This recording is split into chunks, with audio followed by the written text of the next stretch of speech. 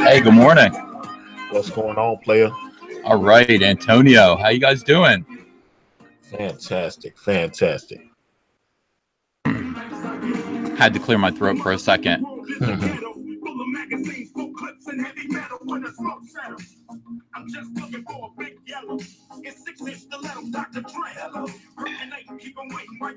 Always love this when you play these. Yeah, I know. It's got to be a tradition. This wakes people up in the morning. This song, I don't know. It just makes people happy, I think. It makes me happy. It definitely makes me happy. I love it. All right. Good morning, everyone. Good morning. Good morning. Sashi's here. Hi, Sashi. Hi, Jay Chimpansky. Hello, Frank Smirtkoff. Hello, CAI Bog. And hello, Devin Annie. What are you drinking, boss? I'm drinking Monster. You know, that is the boomer. Yeah, that is the boomer drink, as I understand. Did you know that, Antonio? I did not know there was an official boomer drink, but I am. There is. People told me about it. People are like, there are a lot of photographs. It's like a meme of like old, like middle-aged men drinking Diet Monster, drinking sugar-free Monster, the same Monster that I like. And I'm like, I must be an old middle-aged white man, as it turns out. Yeah, it's boomer juice. People are calling it. So I guess I need like. So I think I need like sugar-free malt liquor. Yeah. Well, how old are you, Antonio? Have you ever expressed that? Yes, yeah. You're just a few months older than I am, so I'll be 44 in a couple more months. Okay, so you need to find a boomer drink for middle-aged black men. Now this is only for what the can is white. It's for white guys. You need to find something that's a meme only for middle-aged black men. Can you do that? I will hunt it down, but like I said, I think malt liquor, like some kind of light malt liquor, would do. First thing in the morning? You can't do malt liquor first thing in the morning. Hey man, I used to work at a gas station. As soon as it was, we had our little cutoff times, and it would be, you was like, all right, at 7 o'clock when you start selling again. I'm telling them, people be lined up at 7 in the morning. They have to have it, man. They have to. That is unbelievable. That's amazing. Well, today was a good morning. I actually got on a normal schedule. I worked a full day yesterday. I woke up at like 1 in the morning, got down here, got my rear end to work. I worked straight through. I took 0 naps, and I ended up going grocery shopping with the family. I did everything. I did everything right yesterday, and then I managed to create 2 videos, then a live stream. And then I also did the High Council, but the High Council didn't last very long. Ordinarily, the High Council can go for 2.5 to 3 hours. But since it was on my channel last night, I killed it at 1 hour and 15 minutes. I just said, that's enough. And I'd already had a couple beers. I was a little bit like silly, and I was just ready to go to sleep. And I did. I went to sleep at like 11 p.m. Woke up with Andrea. Normally I wake up before her, and I, obviously like in the middle of the night, I'll come downstairs and I'll start working. But I woke up with Andrea, and it was awesome. Went downstairs, made Andrea breakfast, and Ava. I made eggs and bacon. And then, she was good to me this morning. And then, let's see. I told Andrea, I said, you know what? You need to take a day for yourself. You need to take a day for yourself. You can't just keep running ragged and chasing after the baby and doing all this stuff, taking care of the house. And she keeps a clean house. I mean, look, don't look behind me and think this is the way our home looks. Our home looks exquisite. It's clean. It's immaculate. So she does a good job, and I'm just like, take a day off for yourself. And she's like, but it's going to be very expensive. And I'm like, because I want her to get her, like, go get your toes done, go get your nails done, go get your hair done, go get a massage. What do women do, Antonio? Pretty much everything you just named. Yeah, like I don't know what else they do, but whatever it is that they do, you know, when they go out, whenever you see them in movies, like they're sitting there with their getting their toes done, they just get their toes done. Go, yeah, Manny Petty, go do that. I'm changing my name to Manny Petty, by the way. I also have changed the name of your comic book company to All Naps. All Naps. All naps. Oh, that sounds good. I like that. I would like to take all naps. Yeah. So I said, go do all that. She's like, it's gonna be very expensive. I'm like, we have money. Like, you can go do that. And she's just like, okay. And I had to remind her. I said, don't forget to make appointments today because I need to know. What day it is because I'll just take a day off. I'll take a day to just, I don't know, be Mr. Mom. You ever see that Michael Keaton movie? Oh, I used to love all those movies. It was like, yeah, what was it? The other one, Gung Ho, I think it was. Where Gung Ho was good too. Michael Keaton was great in the 80s. He was great. Yeah. He's still great. Oh yeah. You know, but I said I want to do all that. I want to try to iron things and feed the baby chili and whatever it is that Michael Keaton did. I'm going to do all that. So just go pick a day. Let me know what day it is. You know, I'll do live streams. I'll do videos with Ava running around in the background. But go do what you want to do. And so, and she's like hearts in her eyes. Hearts in her eyes. No, she works hard. Andrea is a lady of leisure. No, she will be for one day. But she works really, really hard, and so she deserves a day. And I will do that. Ava, we will do live streams. We'll do a morning show where Ava is just wrecking shop down here. You'll see her running around like the Tasmanian devil, just pulling things apart, climbing up, banging on the keyboard, knocking over the guitar, smash all those Star Wars toys. That's what they're for. Smash them all. You know what I mean? Go ahead. Ava smash. Yes. Hello, hey, what's going on, Kanan? Good, man. How you doing? You're a little low. Yeah, no, my mic was low yesterday, man. I don't understand why.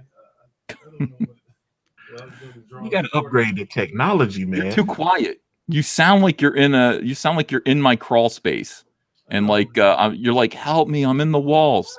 Kanan, hold on, I'm gonna get a saw. I'll pull you out. I'll get a skill saw. Hole in the wall and pull Kanan right out of it. Get him. I'm popping my peas. I got to be careful with that. Let me try something. Hold on. Like that. That's popping your peas when you do that in the microphone. That's very unprofessional. Where's the pie, Ethan? Where's the pie? Don Draper asks. It's up in the fridge. We got 2 pies when we went to the. We went on a hayride. Pumpkin picking. Yeah, we got 2 pies. I had a slice. I'm not overdoing it, you know, with the pie. You actually eat pumpkin pie. I know one of them. I know it's like one of them sweet potato pie or pumpkin. I thought it was one of them you didn't eat or something. I don't like sweet potato, but only because it just feels like imitation. Like I don't know. I don't want to eat a sweet potato pie and be like, this is supposed to be a pumpkin pie, but it's not. And I like sweet potato, but I don't want to mix the two. I don't see them as a pie. I don't see it as a pie filling. I just don't. It's a tube vegetable. Is it a root vegetable? I don't want to fill a pie with that. I just don't. It's got to be pumpkin is pushing it, but I do like pumpkin pie. It's traditional. Pumpkin pie. Me too. Me too. But I got a pumpkin. I got an apple. These apple pies that they make over at this place where they have hay rides and pumpkin picking. These apple pies have like a sugar cookie crust, which is just un-effing believable. It's really, really, really good. Let's see. Adam S. says, when I was at Comic-Con, I met someone who works at the publishing company for the Star Wars books. I told him to tell Chuck Wendig the Fandom Menace says hi.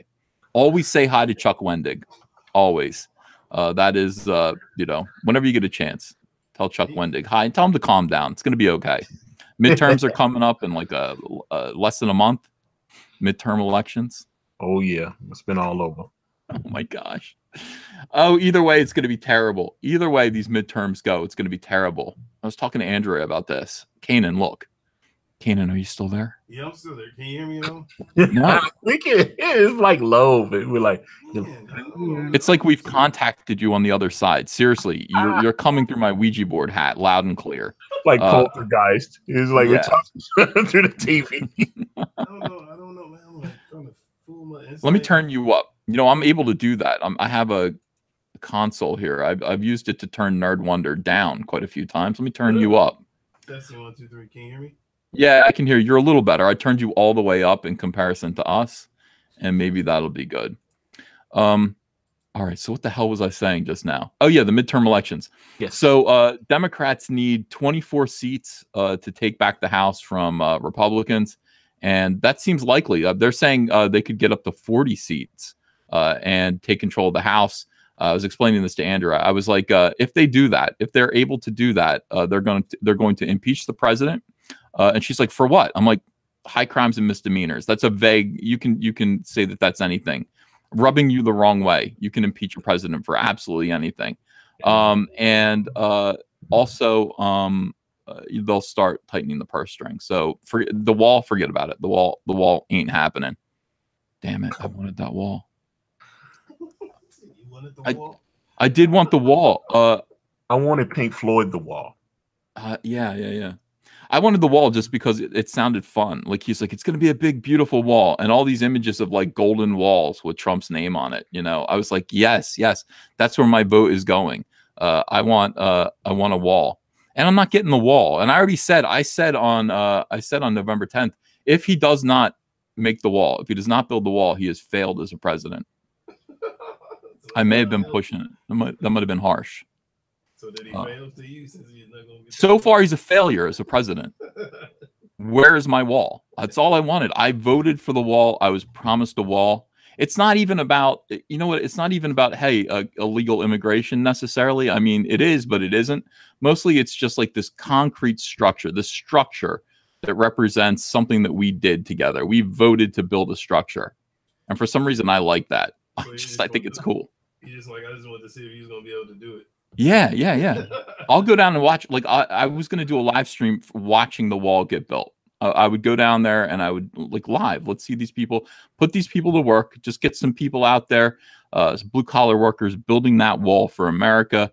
I would like to film. I would like to be a part of watching that get done. And then I would want it to have gold trim. Gold trim. Yeah. Yes. Yeah.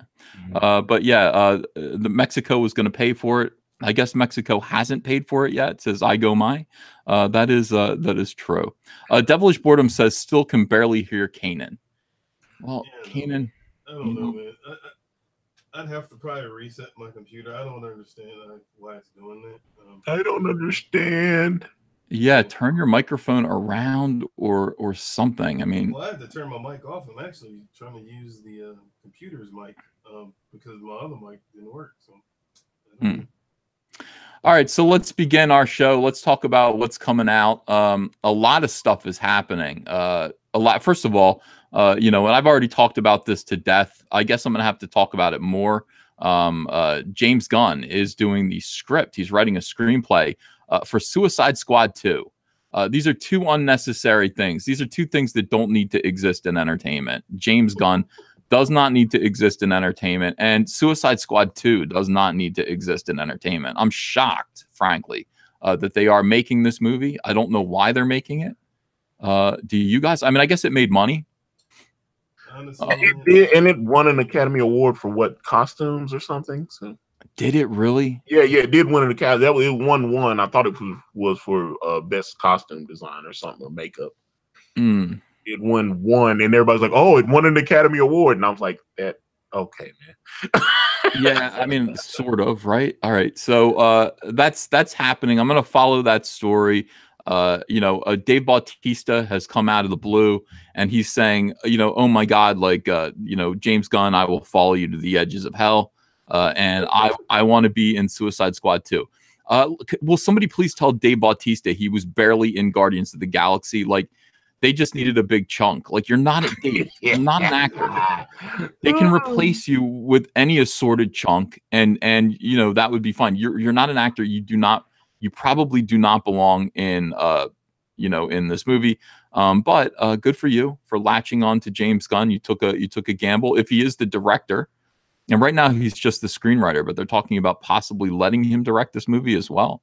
Then I guess Dave Bautista is going to come along. Other news. Walking Dead season 9 started. I didn't even know. Now, you know, when people talk about, hey, I didn't get any notifications for your videos. Now I know what they feel like. I didn't know Walking Dead started. Did you? It got low. It said it got probably one of the lowest viewerships since the beginning of the series. Yeah, and no kidding. I said this last year. As soon as they, spoiler alert, as soon as they killed Carl, the show was over. The show's over. The entire crux of the show was a father protecting his son, and this was something that I could relate to because, you know, for a short period, I was taking care of my teenage son. You know, when my first divorce, and I loved the idea. Me and him used to go everywhere together. Me and Hunter would go everywhere. We'd go to rap concerts. We would go. We'd just hang out. I mean, we'd become like best friends. And so I really like the whole thing about, hey, a father protects his son. Now, the women come and go. They have a little baby daughter that could probably go. The show could afford to lose the daughter. These ancillary characters that we all know and love, with the exception of probably Michonne, would be hard to get rid of. Who else would be hard? Oh, you can't get rid of Norman Reedus. You know, he's the Han Solo of the show. So as long as you have Daryl, Michonne, and you've got the father here, and you've got his son Carl, you're okay. Everyone else can die, and then you can constantly add new characters, take them all out. But you know, getting rid of Carl was Sashi says I only like Carol. Yeah, Carol's good, but she could die. You know, You can't kill Carol though, man. Well, Carol's a beast. You think she's like important? You think she's really important? She was an equalizer. Yeah, she's a badass, but I can still see her. I can still see her dying. I don't think she's necessary. I not to the story. I just don't think she's necessary going forward. I mean, she's not as much as she used to be. Yeah, they're all important. I mean, they're all great characters, but I mean, it's like when they killed Glenn, it's just like, all right, anything goes. Yeah. You know, how could you kill Glenn? I know. That was a Game of Thrones moment. Yeah. No, we all knew it was coming if you read the comics. And when I read the comics that when I read the comic where, you know, they depicted it very, very well, you know, on the TV screen as they did in the comics. When I read that moment, I was sick. I mean, I was really sick. And the artist went out of his way to depict what that would look like. You know, the idea of seeing somebody that you love with their head smashed like a grape, and still like, oh man, when the bat first hit and he's still muttering his wife's name, it's hard. It's really, really hard. Robert Kirkman is a sick man, but he's brilliant. Have you met him? Oh yeah. I went to dinner with him and Dave Finch. Okay, so 2010, I was in discussions about unionizing with Steve McNiven, Dave Finch, and I, the three of us. We're going to form a little mini kind of union where we said we're a package deal. And we wanted, I think we were asking like $35,000 an issue. Like that was one of the rules. And we would always work together. We would do whatever we wanted to do. And the product that I was pitching was, Kanan, you'll like this, Fearsome. Yeah. That was going to be my book. So we took meetings with every company. Image Comics took us out. And this was 2010. This was it? Yeah, it was 2008. It's 2008. It was right before the economy collapsed, right before Obama was elected. So it was 2008. Yeah, we went out to dinner. We went to Morton's, had a nice big steak with Robert Kirkman, who was just on the verge of getting this deal. So it was me, Dave Finch, and Eric Larson, and Robert Kirkman. And I think it was the four of us. We had dinner together and talked about possibly doing this deal at Image. And I told Robert Kirkman then, I was like, man, I love your book so much. I love The Walking Dead. And he was so cool. He was a really nice guy. I said, I think it should be a television show on HBO. I don't know why they wouldn't put this on HBO. And he just looked at me and said, well, some things are in the works. And I said, really? Wow. So that was all, that was one of those things. probably one of the best kind of times out that I had with another professional. I'll always treasure my dinner with Robert Kirkman. Yeah, a genius, absolute genius. Doug. Morning. Oh, hey, Doug, how are you? Hey, I'm so good. All right. So, Doug, we're talking about The Walking Dead, which apparently had its season 9 premiere, I assume on Sunday. I didn't see it yet. And apparently nobody else did either. The ratings decline of The Walking Dead continues with the season 9 premiere, which reached a new series low. The Walking Dead premiere has reached a new ratings low for the series. Its narrative that started to become an annual tradition, especially since last year's premiere, saw the show's ratings reach a nadir in its own right that was eventually shared with the last year's finale. Nevertheless, this year's Walking Dead low-rated premiere story yields a startling statistic. Yeah, it's just going to...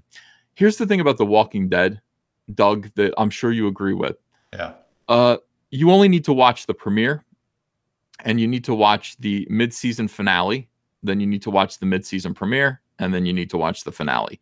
The entire rest of the show is filler. It is filler. Soap opera. It's people walking around. By the way, the zombies are incidental now. I'm not afraid of the zombies. Are you afraid of the zombies on this show? No. They always made the people more scary than the zombies. Yeah. Yeah. When the guy with the baseball bat with the nails on it, and he beat like half the cast up. He did more than any zombie did in any episode. Yeah, he did. That won some interest. I think Negan is such a cool character that people were interested in finding out more about him. But I think even he has reached his story's conclusion. And for the most part, I mean, more stuff happens in the comic book with him, but he's not who he was.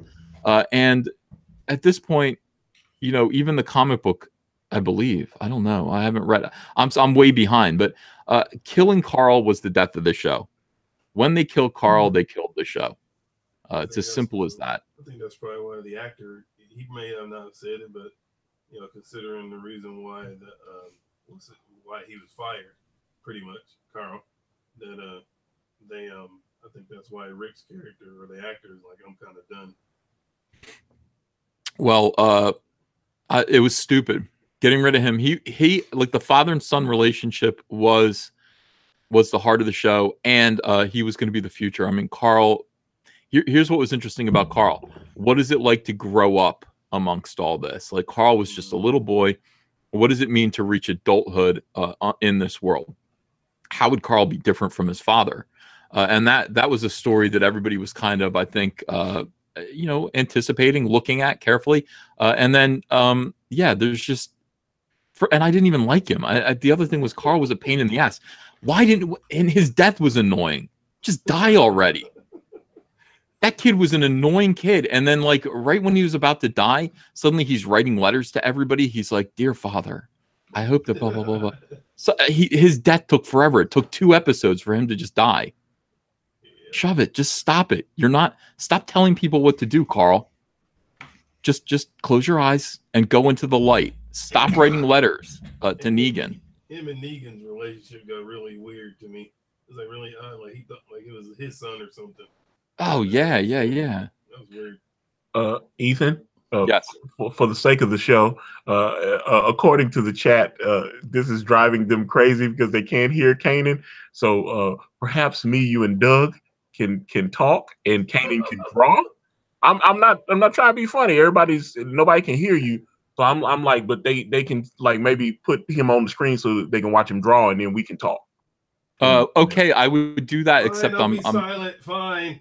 No, get closer to it. Are you close? Are you hugging the microphone? No, Doug, it's something it's like a technical issue with my computer. I'd have to totally probably reset and reboot everything. Pop out and come back in again, Kanan.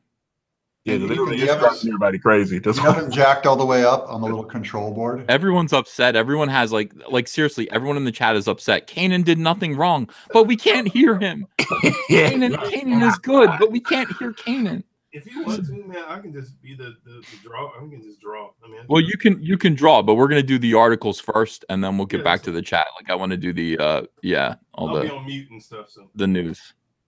Okay. Anyway, yeah. While the title of The Walking Dead season 9 premiere may have, in its very title, touted a new beginning, said beginnings got off to a rough start for the veteran AMC series. By the way, AMC has built their world around this series. Oh yeah. Breaking Bad is over. I mean, this is it. Nielsen's live plus same day data reveals that the latest premiere earned a 2.5 rating in adults 18 to 49 and a 6.1 million viewers this past Sunday. These numbers make the season 9 opener stand as the lowest rated premiere in the history of the series. I didn't even know it was coming out. I would have watched it. I had no idea too. Maybe they didn't. Do you think the whole show's jumped the shark, or is it just? Yes, I They do. strung it out so long that it's like, you can't. I know they can't go from book to book. Obviously, they can just do like basic story arcs, and then obviously you kind of run out of material. And you have to kind of improvise and add things. But yeah, they're definitely kind of stretching it a little thin now because it's a cash cow. That's why. Well, they have the Whisperers coming up. There is a storyline that could make a really good season. The Whisperers are in the comic. It's a really strange moment where people are starting to hear zombies talk, and they're just like, "Why are these zombies talking? Like, are they learning to talk?" No, it's this weird group of people that wears zombie skin, and they're a cult, and they have like an alpha, and it's a really pretty scary storyline that follows up on the Negan story arc. So, I mean, they could do that. That is a great story arc. That's a great storyline for this season. But nobody's going to watch it. I'm telling you, Carl, the death of Carl killed this show. And I said it as soon as it happened. I made a video about it. I said, that's it for Walking Dead. They are hoping, at this point, from what I understand, AMC is planning on doing a lot more Walking Dead content. I mean, they're going to do another Walking Dead show, solo stories, all kinds of weirdness. To keep this thing alive, but at this point, it is The Walking Dead. It really is. The show is over with, and it's sad. I mean, about 10% of it was excellent. The other 90% of it, just fat, just fluff. Yeah, that's how I felt about. I only made it through the first, I think, 3 seasons, and it just got so. I'm like, I don't care. I mean, I liked soap opera and everything, but. And I'm not real big even on the zombies. I just want to know what the hero's doing, what the main guy's doing. And they kept telling all these other side stories of who's in love with who. And I just had very little interest. I lost my interest. And that's the big sin is if you can't keep them hanging on there for the meat of the show, and they only address the seasonal arc in the first and last episode. The only time anything significant happens. And they'll just kind of go, oh, end of the season, your contract's up. So we'll just put all these people in jeopardy and we'll tell you about it next year. That's so true. But I mean, here's the thing. They had one really excellent season. First of all, I do care about the zombies. Like I have I'm one of these guys who loves zombies and has like zombie fantasies, where zombies are a real threat. Season 5 was excellent. I'm going to go back and watch season 5 again. You don't even need to watch the rest of the show. Season 5, they're wondering why their town is doing so well. Why is Alexandria, their little town, relatively zombie free? Why are they so safe? And they go out and explore and they find where all the zombies are. They were digging a gigantic ditch to build a mall, right before the zombie apocalypse happened. And for some reason, the zombies are making noise and attracting themselves to fall into this pit, into this hole. And they can't get out of the hole. They're in this big, it's the size of 3 football stadiums. And they're all in there. And there's a truck that's kind of blocking the one way for the zombies to kind of find their way out. There's a big tractor trailer, and the tractor trailer is being pushed on by all these zombies, of course, just with their stupid body weight. And they can see in the distance, they see that the tractor trailer is about to fall. And when it falls, the road is going to open up for all these zombies to sort of follow their way out onto the one road that's going to lead to Alexandria. Now, that is such a great premise right there in and of itself. The whole 5th season is built up upon like, they're coming. Like as soon as this truck falls, they're coming. And that is just a fantastic zombie fantasy for me. I love that. Yeah. And the zombies were scary for that whole season. But for the most part, they just walk around bored. I mean, these people walk around like, here's a zombie off with its head. Let me stick a feather through its brain. I mean, apparently these zombies are so fragile You can pierce their skull with a pencil like that right through their skull, and yet apparently they're strong enough to bite through clothing with their jaws, bite through flesh. You know, I think they should be I think they should be a little bit stronger than that. I think they should be a little bit tougher. And faster. The Zack Snyder running zombies are the scariest. Ooh, no, 28 days later zombies. Yeah. The running zombies. When they start learning weapons, seems they should be able to pick up a gun and shoot one, even if they don't have like a human will. Like if you can walk, that's a complex motor function, and many of them can figure out doors. You know, I always figured that the zombies. Here's the thing: like when you die, at first you can run because your muscles are still intact. Sure. But over time, you know, you start to become a shambling kind of mound. You become a corpse that you can just kind of move around. But you know, initially when the zombies first happened, this is why the outbreak should be so fast, because you still have your muscles when you die, and you can still run. And so you're going to take out humanity is going to be decimated pretty quickly. Over time, the zombies are going to slow down. You know. So what are they eating? What's keeping them alive? Because I'm not up to this. They don't need nourishment. Zombies don't need nourishment. They don't need to eat. They just want to eat. They don't burn calories. No. There's 0 point energy. We just discovered it. Apparently, I guess. Perfect. We should make them as batteries. We should run everything. Think we just discovered 0 point energy. What are they? They don't eat each other. Yeah, I mean, look, I agree with you. I agree. That's one thing to think about. Zombies apparently do not need anything. They do not need energy. They do not need food. They just want food. Robert Kirkman describes all this. He says, you know, zombies are not bloodhounds. They're not literally hungry. They're not looking to eat because they're hungry. They're looking to eat because just that's what they remember how to do. And it's just kind of a primitive instinct, which I dig. Speaking of zombies, so much good zombie stuff is happening here. Kind of. World War Z Part 2. Targets June start date. David Fincher will still direct. Is this good news or is this good news? It's good news for my wife. She, you know, the beloved Miss Tenaple would never watch a horror movie.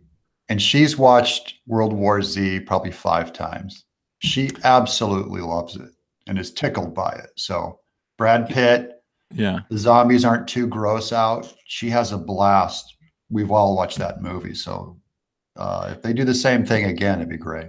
There's no zombie violence in it. That's the one thing that you don't like. All of the zombie violence happens off screen. Like there's one moment I remember where I think he stomps on a zombie's head or stabs a zombie's head, and it happens off screen. And I mean, there is 0 zombie violence. The zombies look okay. I think now maybe they'll look even better. This zombie that's on this screen here looks horrible. I hate this. This looks like the I Am Legend. I Am Legend. God, they ruined that. They ruined that movie. It was. Read the shooting script they had. It was one of the best scripts. The I Am Legend, the original I Am Legend script. Yeah, it was floating around right before that movie was made. It was fantastic. You know, they ruined it just with the way the monsters looked. Yeah. That was all it was. They all look like Gollum from the Lord of the Rings. They look stupid. They gotta stop that. The CGI thing where the monster looks straight at the camera, goes and opens its mouth real wide and wiggles its head. It looks. They did that like 6 times in that movie. It looks so lame. Yeah. It looks so stupid. Hyperextending a jaw like a snake in a way a human anatomy never does. We're starting to get a little too over reliant on CGI, though. I mean, obviously, I want to use CGI, but man, it seems like we're overdoing it now, and it's just. And people don't believe it anymore. They know how it's made. That was the Simon Pegg was saying when he had that discussion with his son or whatever about when they showed the Yoda puppet versus when he showed his son Empire Strikes Back after him seeing all of the Yoda Phantom Menace and all that of the CG Yoda, and the son looked at the puppet and said, "Oh, look, that one's real." Because he was so used to the over animated one. There's just this sense of the practical effects. They still work so well, especially in close up. When you see a CG thing, you're just going, I'm not looking at life. And that's the thing we love about stop motion too, is that because it has real highlights and shadows, even though it's clunkier the way it moves, you feel like you're seeing something that's real. Yeah, you're right about that. Isn't that funny how like CGI was the future in 1993 with Jurassic Park? Like we can do anything, and now we're like, please stop. Yeah.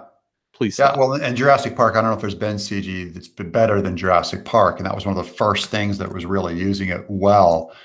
And they can't manage to improve on. I guess they were being very careful with the compositing and all that. That it looks amazing, but if you compare that to like The Thing, those are all practical effects in The Thing. When you see them in the room with that stuff, you're just going, I don't know. I know that's a puppet, but I know they're in the room with it. Did, And did CG, everybody it's all been composited in. did everybody here like Jurassic World too? Because I thought that movie sucked ass. I got to be I honest. didn't see it yet. Oh God, I did not enjoy. I love the first Jurassic World. I thought that one was great, and then they did the second one. And I was like, I thought they overdid it a little bit, and I was like, what are y'all doing? It's very bad. Yeah, I was like, I didn't enjoy that. And we do like the first Jurassic World a lot more. Yeah, the first one's incredible. I love it. Highly recommend. It's just so confusing. That's the thing I don't get, guys, is Hollywood they pay top dollar for someone to write a story and a script. Like you got to be able to fall out of bed and write a good script that's worth, putting a $200 million budget on. It's like when you watch pro football, Antonio, and you see it's like that. It's that guy receiver's job to just catch the ball. It's all he's gonna do is catch the ball. And if he like misses it, you go like, you were paid to do one thing. Like, this is why you're here. You're amazing at it, and you didn't do it. Yeah, but the safety in the corners are paid to make sure he don't catch that ball. Yeah, but I'm talking about a free and clear pass they bubble. Oh yeah. And so Jurassic Park's like the free and clear pass. How hard is it to do an adventure dinosaur movie?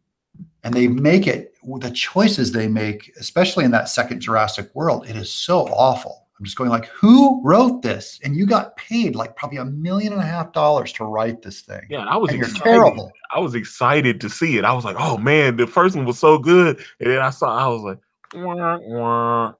Yeah. By the way, the Pee-wee, thanks for $1.99. Good morning, Uncle E. Cameron Mataka, thanks for a $5 donation. JP4, thanks for $2. Have you seen the bad lip reading video, Carl Papa? I've seen it. Yeah. I love bad lip reading. It's hilarious. And Trenchard 1375, Train to Busan is recommended zombie movie. I never heard of it. Train to Busan. I'll look for that. Red User 1, super excited for November Comicsgate projects. Any info on Indiegogo campaigns coming besides Rainbow Brute? What do you guys know about that? Do you guys have your secondary Indiegogo campaigns lined up? I'm so terrified. I mean, I won't be doing anything again until we get these books out. I was thinking maybe around April launch. Yeah, me too. That's probably my next one, is while I deliver these in March or April, I'll start another one in April. So right when the book comes on their desk, there's already a campaign open. Yeah, people are asking for Rainbow Brute, but it's just like, I've still got 22 pages to go of Cyberfrog Blood Honey, and I really was hoping to get this thing done by October 15th, and that was a stupid goal. So I'm going to probably have this in people's hands before Christmas, but I can't. I don't want to launch Rainbow Brute as an Indiegogo campaign until Cyberfrog is at least at the printer. And when it's at the printer and I'm like, there's nothing more that I'm doing with this, then I'll launch Rainbow Brute. So let me ask you, I was about to say, how are you? You had said you were going to sign the books, and I know you're doing remarks on some of the books as well. How are you going through a fulfillment center now? The reason I'm asking is I know Zach had said he wasn't sure how, he's going to turn Jawbreakers over to a fulfillment center, and he had promised to sign everything, and now he's kind of backing out of that. So I'm not sure how that's going to work. Well, don't worry about it. The fulfillment center is in my neighborhood. Oh, good. There you go. You sign all the boxes of books and you drive them over. That's correct. I will. No, they're going to be delivered there, and I will go and show up for maybe a week, and I will sit there and sign all of these books. And they will. The fulfillment center is top notch. They will take care of this for me. We're in business together now, and that's one more thing that we don't have to worry about because we've just got too much on our plate now.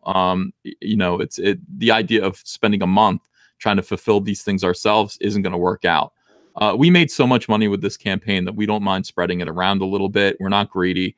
I would much rather work on Rainbow Brute and work on the success of Rainbow Brute. So yeah, fulfillment for us is taken care of. It's extremely convenient, and we're excited about being in business with this fulfillment center going forward.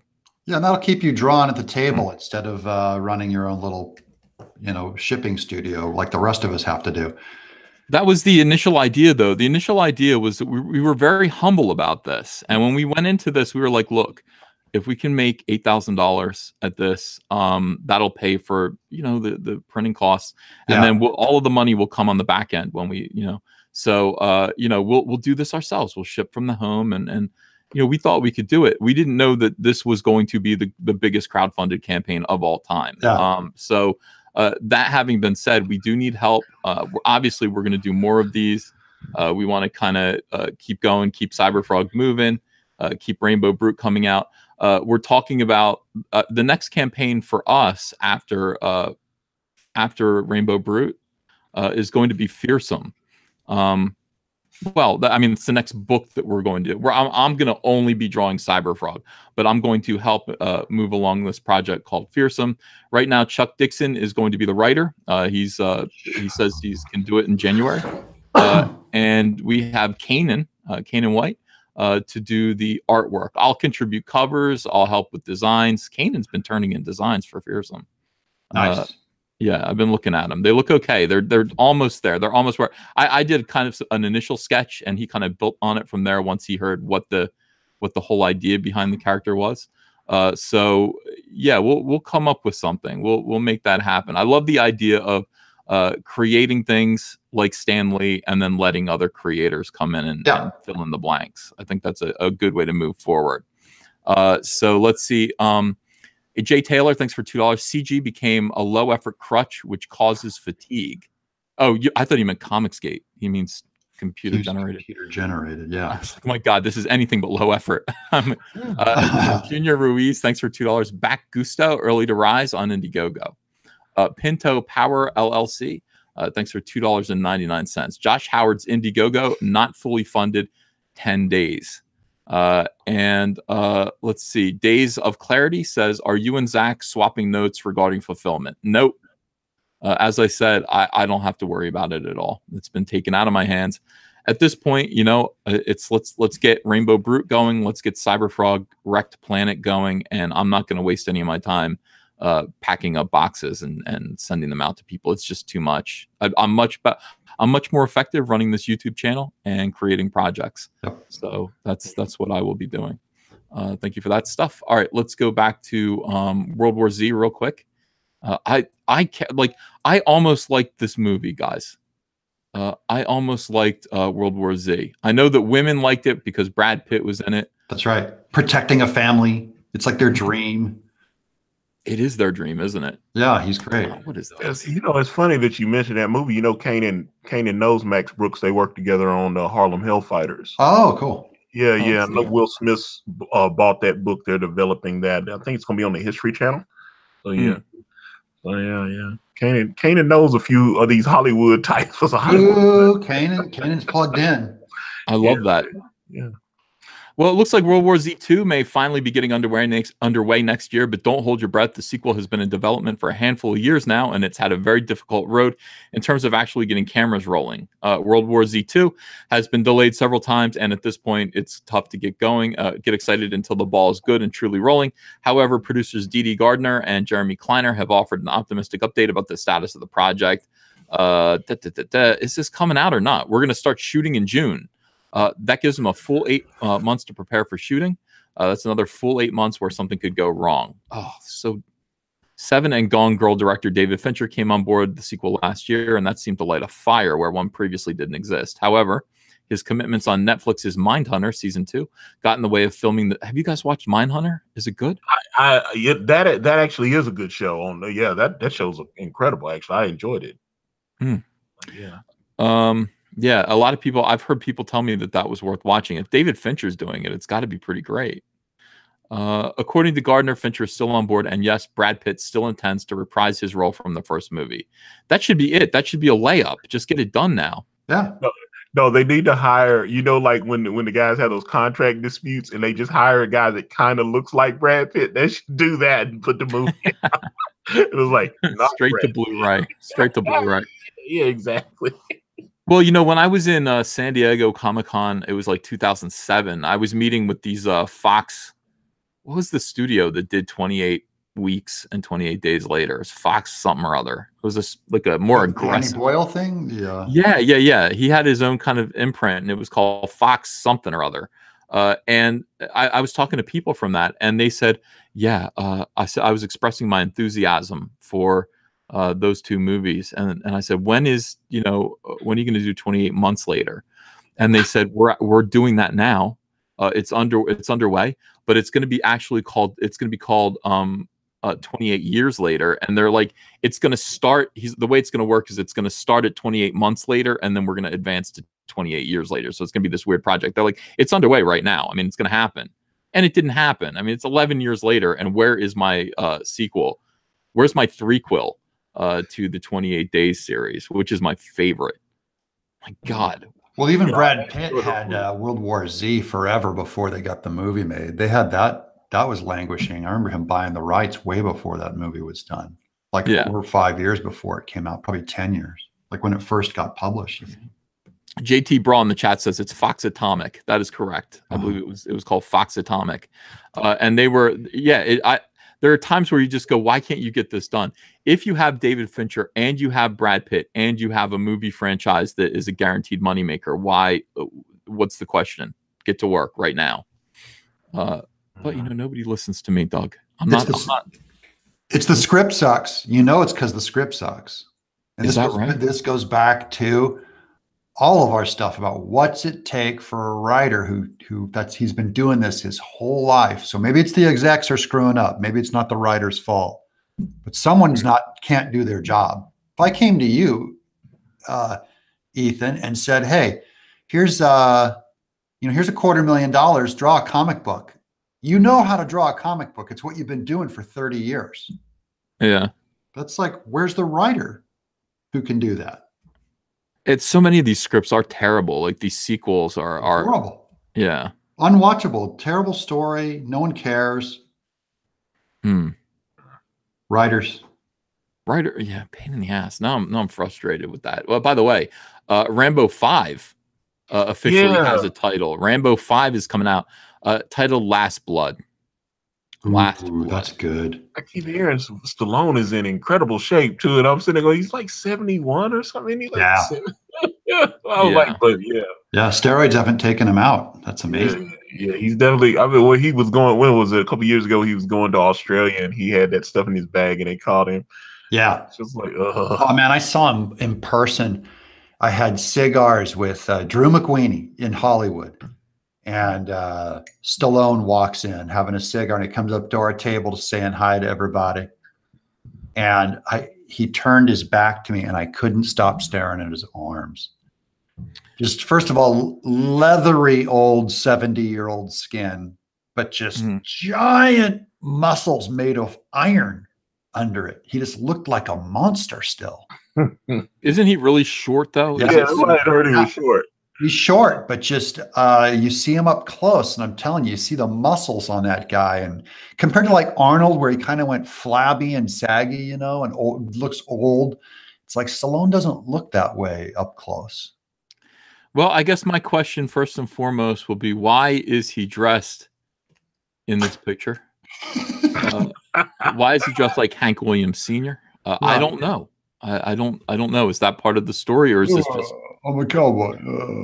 This might just be a random photo. Like this might not have anything to do with Rambo 5. Looks like that Heartland movie. Yeah, that doesn't look good. If that's not, he doesn't, because he at least looked like Rambo in all the other movies. I was like, it's Farmer Rambo. Ranch Hand Rambo. The 5th movie in the Rambo franchise is officially titled Rambo 5 Last Blood. Rambo 4 was absolutely incredible. It was great. You want to take out all great use of computer effects, right? All the guys just getting mowed apart. It was great. Yeah, that was fun. That could have gone on forever, and it kind of did. It was a long, violent sequence that was so satisfying. You hated those people so much for what they were doing and how dangerous they were, and then just to see him split to pieces by 50 caliber burr bullets was absolutely incredible. I would just watch that over and over again. That's become a meme, by the way. I've seen Trump's face posted over Rambo, and like CNN and other news outlets, their logos being placed in the on the receiving end of that fire. It's pretty great. It's pretty terrific. Asami Comics, thanks for $5. Ethan, Asami only has a few days left, and we need your help. Asami, what can I do? Oh, that's Steve. Is that Steven Hart? Asami Children of Rusu on Indiegogo. Yeah, it's Asami Children of what? Of Rusu. Rusu. Yes. How do you spell that? I think it's R-U-S-I. Let me pull it up. I had him on my stream when he was first launching. It's actually looks really good. And I think he was on with John Malin too. So yeah, a lot of people are sending me super chats asking for promotion. Junkyard Dunn sends me 500 yen. Says, any chance of getting Josh Howard on any of your streams to promote T-Bird and Throttle, Indiegogo? Pretty hyped for that project. Yeah, you know what I realized, Doug, is that I've become kind of like, hey, you guys are my friends. Yeah. And I just bring in the same people over and over again. Yeah. I'm just comfortable with you guys. Here's the thing. The problem with it is sometimes I'll bring people on and they just suck. Yeah. You know what I mean? It's just like, oh, I feel like I'm, you know, you have to be able to talk, and you have to kind of be able to wing it and be a part of this, and not talk over me. It's my show, and some people do that, and that's annoying. It's hard to find people. You got to put on a show first. You're not promoting a book first. That's not entertaining. You're promoting a book second, and you're putting on a show first. Yeah. That's definitely true, because I've had a lot of people, obviously I'm on here multiple times, and a lot of people were like, yeah, we knew you had a project and everything, but we just didn't know you, but then we started knowing you on the show and we got comfortable, and then we backed. I've heard that multiple times, I was like 9 backers away from having 1,600 backers, which is incredible. So I'm sitting there, so yeah, people have some people have the rhythm down. Antonio has the rhythm down. Like, he and I work together so well that Antonio just comes on and he can sense when I'm done. And then he goes on and he knows exactly what he wants to say next. And it's good radio. It works comfortably. So that's kind of like, what I'm looking for. And I'm telling you, like, there's nothing. I sit here and I'll cringe. Like, I've had people on that are just like, they'll talk over other people who are talking, and it just sounds awful. So yeah, it is about putting on a show first. We're talking about the news. We're talking about this stuff. Obviously, there's a promotional aspect to this. We do stop and promote our comics. I don't know if I'm just constantly going to be having people on, meeting. I don't know. I don't know if that's what I want to do, or if that's good for the channel, or what. But occasionally I'll meet somebody who's really good, and they'll become part of the cycle too, I guess.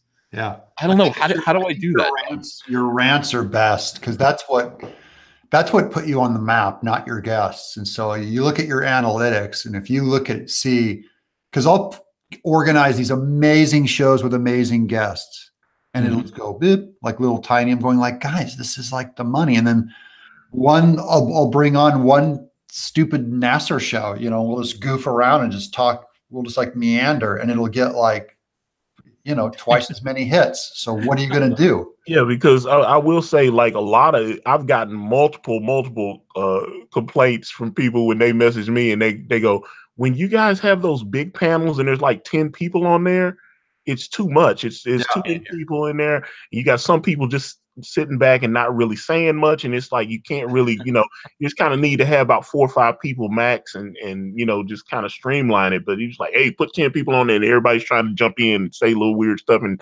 cutting everybody off, and it just gets jumbled up. So I can see that.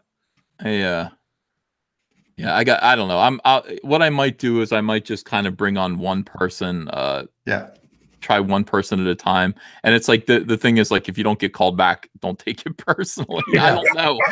I don't want to be that guy.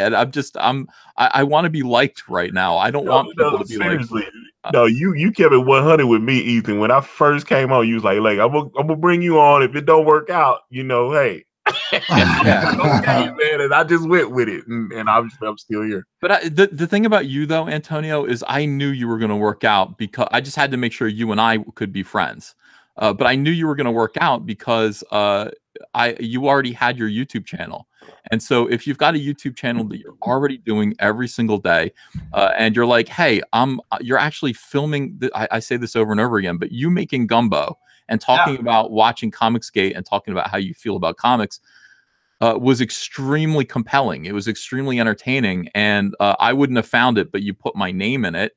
So when I do a search, I don't do it anymore, but I used to do a daily search of myself on Google to see what little articles might be coming up or whatever. And your video came up, and I watched it and just went, "This guy's great. Let's have him on and see if it works." But you were going to do this anyway. The thing is, you're autonomously promoting your own project. You've got your own YouTube channel. Even if I hadn't have discovered you and brought you on here, you'd still be doing what you're doing because you're a self-starter. And not a lot of people are. A lot of people are just waiting for it to happen to them. I will say, yeah, I definitely agree with that because, and I've told this to people. I was like, even if he puts you on, you have to, because you told me something, and I never forgot it. You were like, hey, keep building your channel, and that way, when you come on here, it enhances what you're already doing. There's a lot of people that's just waiting on you so they can get on. Yeah, I'm just, you know what I'm like. I'm setting up interviews. That's why I was on with Nick Ricada last night. I got another big interview. The guy got like 31,000 subscribers. I'm going on his channel, I think, on Thursday. So I was like, yeah, I'm setting up interviews. I'm trying to make things happen, man. So yeah, you're doing the business right, buddy. And that's the thing is, Ethan found you, and you were already putting on a show. So it's like that. That already proves your credibility as far as being able to carry a show. Absolutely, you were already doing it. He could hear your rhythm. And the guys that are sitting there waiting for someone else to do something about their career, that doesn't sound like a good plan. Hey guys, I was just waiting for you guys to do something about my career just now. So thanks for having me in. Elliot Drawing. That's my favorite show is Elliot Drawing. What, you don't have any lights on? Why is it so dark? Oh, because it's my white balances gets weird. I couldn't have come on at a better time, right?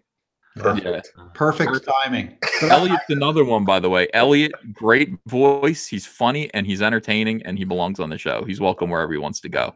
Let me read these 3 super chats here. Fanboy, thank you for Canadian $5. Man, I just want to see this Disney canon cut down, man, and just use George's EU back, man. Well, listen, Fanboy, a lot of people agree with you.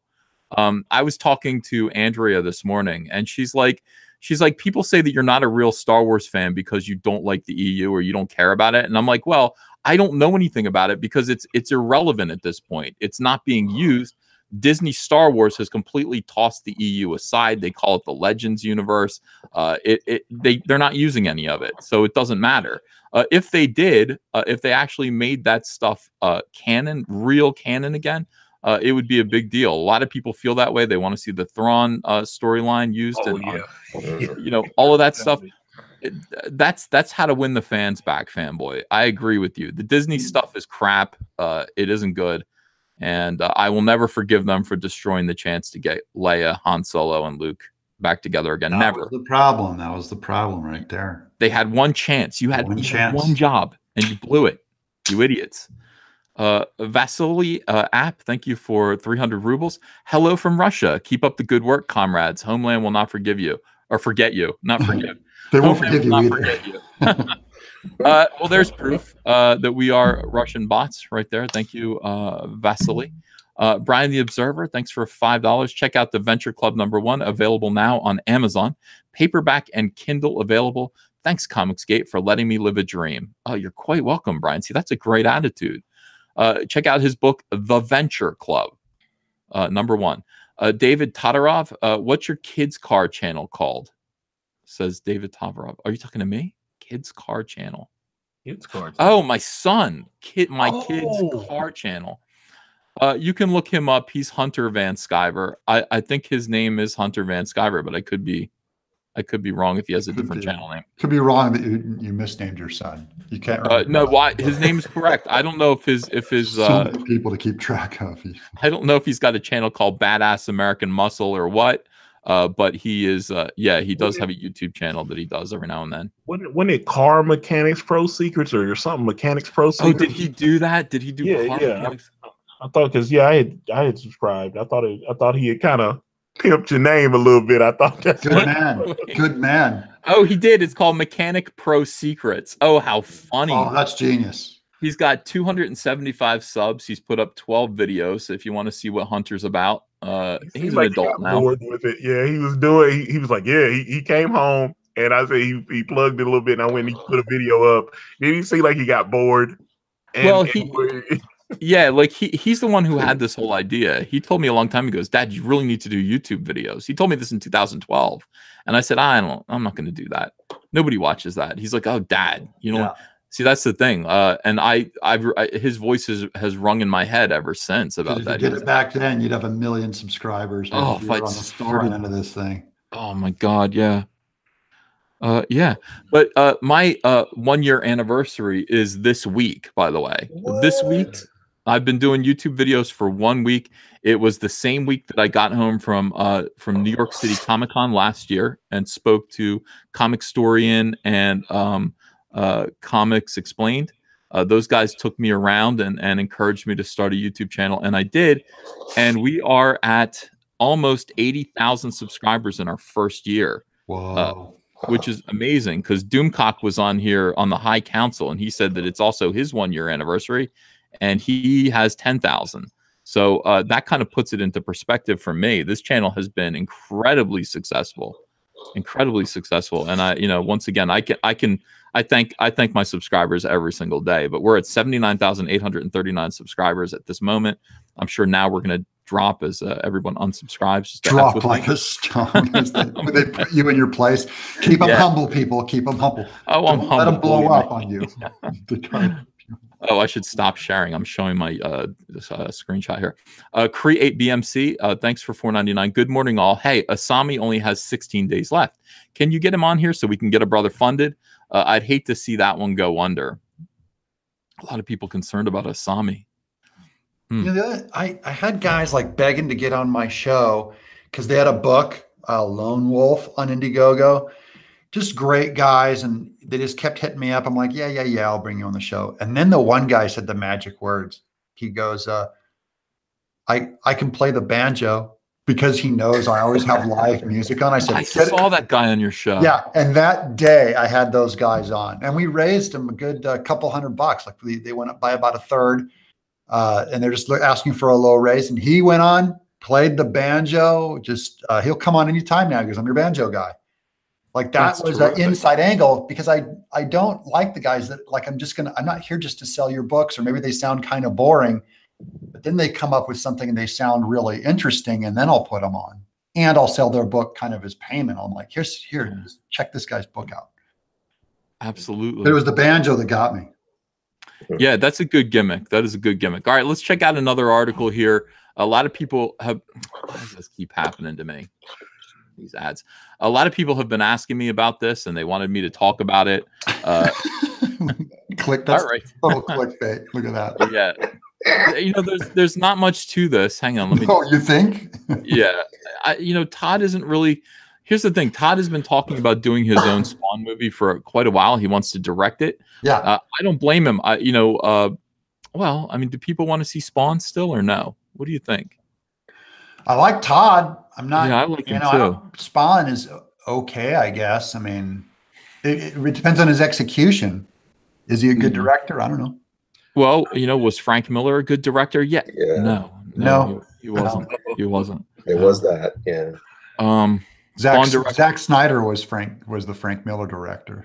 Yeah, obviously. And by the way, not anyone else though. I mean, Zack Snyder. I'm sorry. People have to stop. Stop letting him. I mean, he's got one note. He plays one note over and over again, and it honestly, that note is like a church bell gong with my head in it. I can't stand it. I like what Rodriguez did with Sin City. The was first fun. one. The second one, no. I'm just saying he's doing all the black and white comic booky stuff. I Yeah, was I like never that. hanging on the First Sin story. City looked amazing. The second one, Yeah. where they had like some contract disputes or whatever, they couldn't get the same actors to come. Yep. I was like, okay, there you go. Spawn director wants to make kids cry with his R-rated reboot. This is from Kevin Berwick, so you know it's bullshit. Yeah. Movie Web. Kevin Berwick, he's just the other side of B. Allen Orange, B.A. Orange. These two exist entirely to troll my channel. This is a Spawn-related content, though, so I don't think he'll be making fun of me in this. But he might. He might be making fun of me in most of his articles. Todd McFarlane wants the Spawn remake to be so dark that it makes children cry.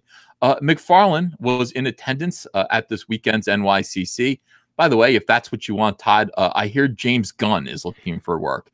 McFarlane is in attendance at this weekend's NYCC and took some time to talk about R-rated superhero movies and his struggle to get Hollywood to bend to his vision. Bend your knee to Todd. I love Todd McFarlane.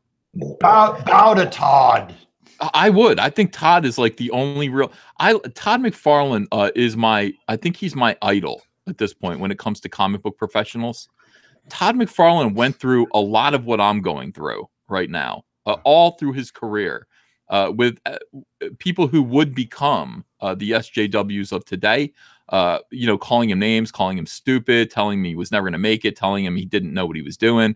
Todd McFarlane is an icon. People need to kind of respect what he went through and realize that what he represents now is the fact that Comicsgate is going to succeed. I mean, it's Todd kind of pointed the way. Does Todd ever want to go back to Marvel or DC? No, he doesn't. He doesn't.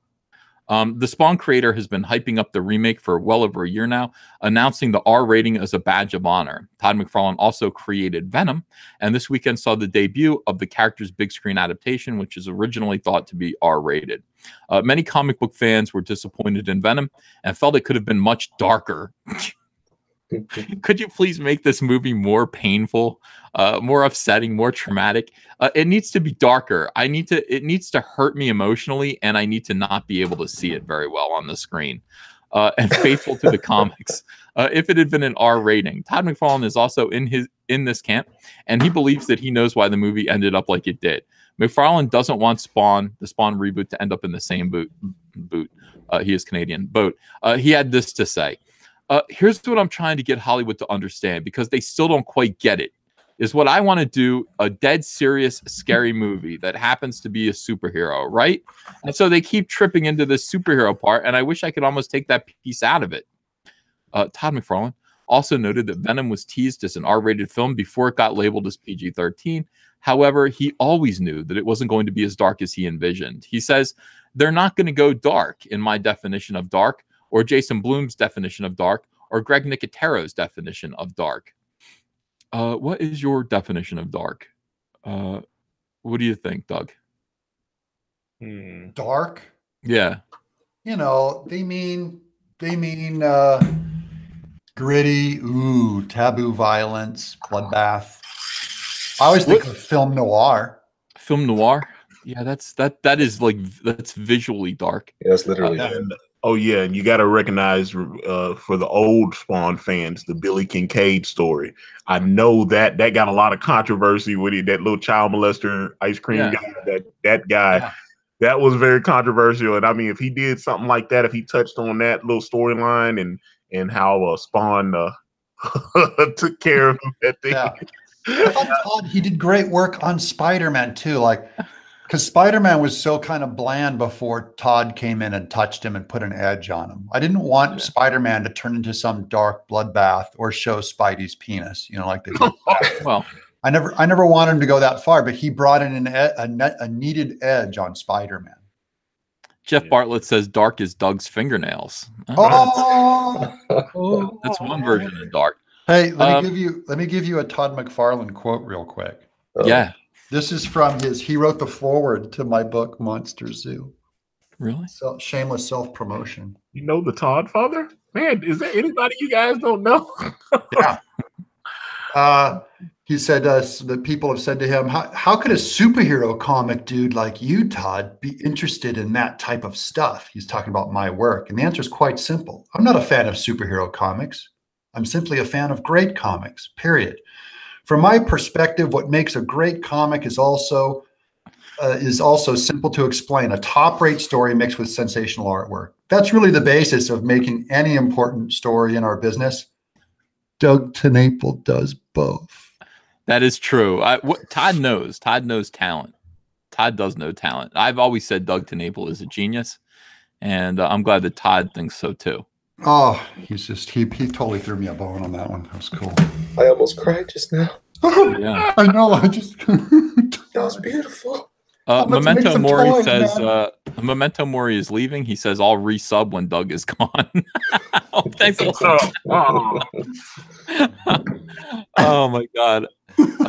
He's lying. He didn't leave. All right. So here's the. By the way, you want Dark? Dark is Human Centipede 2. Is that what you're? That's evil. Well, that's dark. You know, that's when disgusting. That's like watching a grown man take a dump. It's like yeah. No, it's crazy because I remember when I saw that the first time I ever heard of that was on South Park, and I thought they was just making a goof. And people was like, "No, it's a real movie," and I was like, "Really?" And I saw clips that I was like, "Oh wow, it's crazy." Yeah, it's not good. Unappealing. Like that's where I draw the line on all the gore and stuff. Is it appealing versus unappealing? Because it isn't appealing. If you want to go darker than that, that's not dark enough. How about a Serbian film? That's even darker. You want to go? Have you seen a Serbian film, or do you know what it is? No. Okay. You read a synopsis of it, Doug, and then go take a shower. I mean, if anything can get you in the shower, it's reading a synopsis of a Serbian film. It is evil. It's downright evil. So how dark exactly? What does dark mean, and how dark do you want to go? What is dark? I would say Chelsea Kane's Man Eaters is dark. I think that is extremely dark and disgusting. Don't read a Serbian film. I take that back. Do not read that. I'm so sorry. George Hilton says a Serbian film left me depressed for 2 weeks. Yeah, it's existential. I don't watch. No, I don't. I have never seen it. I just read about it. I don't want to see it ever. Quote, here's Todd McFarlane. We're talking that it would make your kids cry. If you're going to do dark art, make the children cry who are under 10. Todd, what are you doing? Yeah, that's a bad move. Yeah, cat corner to this is a picture of James Gunn crouched down. He's crouched down to the eye level of about an 8-year-old. All right, so that's the movie. Do I think that the Joker is going to make 10-year-old kids cry? Nope. Would I make them cry? Sure, I would, because I'd be doing a movie for adults. Oh, Todd. That's a big mistake. Why would you leave your box office money on the table when you can get a PG-13 Spawn that was dark? If you buried the needle on PG-13 as far as you could go, it'd be plenty of dark and you'd get all the money, like a broader audience. I mean, I think of Pirates of the Caribbean as dark enough. Paranormal Activity is dark and good. No, it isn't. No, it isn't. Paranormal Activity is not dark. Dude, I was freaking horrified in that theater. I was horrified. Are you serious? I'm serious. My skin was crawling. Like it's one of the scariest things. I was scared when I first saw Blair Witch Project back in 2000 because they had a really good campaign about that where they were trying to convince you that this was real footage, and it was, and that was, now it's a joke, now it's funny, haha. But like we got a bootleg copy of it and watched it on our computer on our PC, and that made it even scarier because it was like, hey, you're not supposed to be seeing this.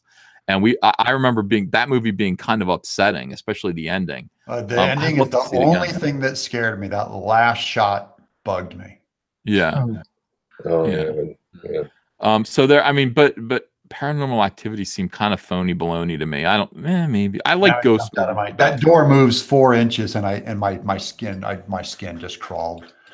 Yeah. I was like, ugh. And it was like a $12,000 movie. Well, like I'm just saying that you put the creeps on screen, like people, you know what I mean? Do you want to take your kid, your 10-year-old or whatever, to see Spawn and have them cry, like beg to leave?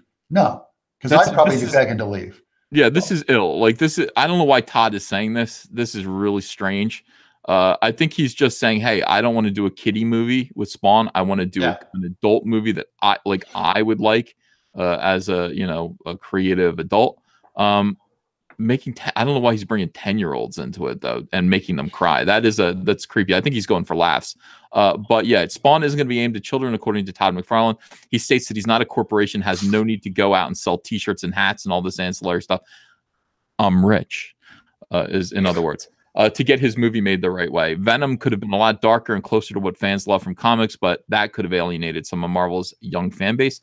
But if Sony would have taken the movie in that direction, in the direction McFarlane's talking about, there would be more than likely a lot less brutal reviews. I don't think that's necessarily true, Kevin. Yeah, and I thought the exact opposite of Spawn. I thought it was too dark and too gross. And so myself and my entire family, that's 6 tickets they didn't get for us at Spawn. Because I thought it was just the big toothy with the clear KY slobber, computer generated slobber. I'm just like, nah. You talking about Venom? Yeah, Venom. I'm sorry. Okay. It was just stupid.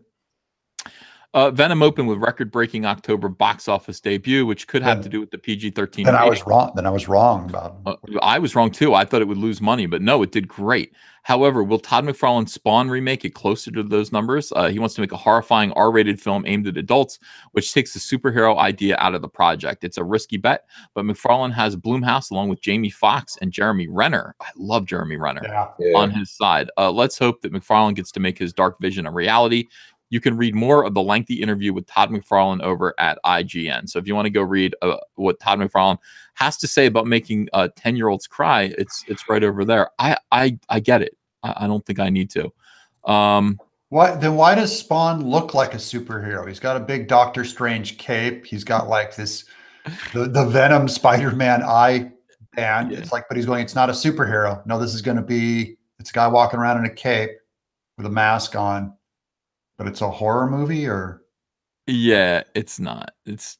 I think Spawn. Well, I think it's over. I think it might be over. Yeah. I just say that. I don't know. It just. I don't know where else you can go. The premise of the book that was so cool was in the 1990s. It was, hey, this book, even though it's fabulously successful, there's a stopwatch on this book, and that's that little. Every time he uses his powers, then a little grain of sand falls out of this hourglass, that premise went away. That went away pretty quick. I'm not sure why. And the toys look great, like all the medieval Spawn. They just had crazy accessories and paint jobs on them. Yeah, he makes a ton off them toys, and not just his toys. I mean, he got all those. He's got like NFL, Major League Baseball, NHL. He's got Halo. Where he just signed Fortnite and all this. He's got all these licenses. It was like $1 billion company. I was like, man, he's smart. Oh, I bought his Puffin stuff. I bought the Yellow Submarine figures. He's so good. Beatles. Yeah, I've been like, yeah, he had the Beatles license. I forgot about that. Man, you could print money with that. Yeah. I mean, listen, I would love him to do the Cyberfrog toys. God damn. Why don't you reach out? That would be cool. I know he would do that. I was like, Well, I mean, we'll see. He offered me the job to draw Spawn. Did you know that? What? Yeah. He offered me the job to take over drawing Spawn. Cool. I said, no, thank you. Okay, I know you guys don't want to hear me because I'm muted, but dude, if you did Spawn with the detail that you do everything else, oh my gosh. Kanan, you could do a better job. That's your job. You on Spawn would be great. You on Spawn would be terrific. It's not for me. You know what? The thing about it is, and this is what people don't understand. You do get to a point. Like I put in my time. I put in 20 years of drawing other people's stuff. And once you're free of that, I don't think you want to go back. Do you? I mean, I don't think you want to go back. I don't want to draw someone else's thing right now. Only if it was Marvel or DC for me, only because I've never done an official Marvel or DC book, and it's purely for getting the name on one of those big books. So you actually do want to do that. Like if they offered me a Spider-Man or a Batman, heck yeah.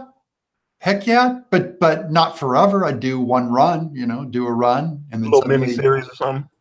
Yeah, and you'd make like probably $100,000 a year just on commissions, just because of the Marvel fan base. It'd be great. But never again, because I'm in it for my own gig. That's why all those Image guys, they were doing other people's comics and then they were done because they'd already done that. So then it's time to go and do your own books. I did it backwards. I've been doing all my own books. So to me, after you've done like 17 properties, that's not new anymore. You're breaking my heart, Doug. You're breaking my heart.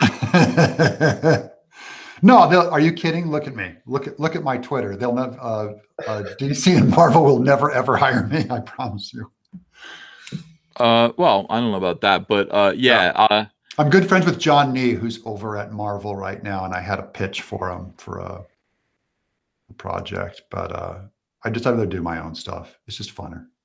Yeah, I feel like I put in my time, honestly. Yeah. I want to keep doing, like, if I can do Cyberfrog or my own ideas for the next 10 years, I will be quite happy. You don't have to answer to an editor or a marketing agenda. You just tell your story.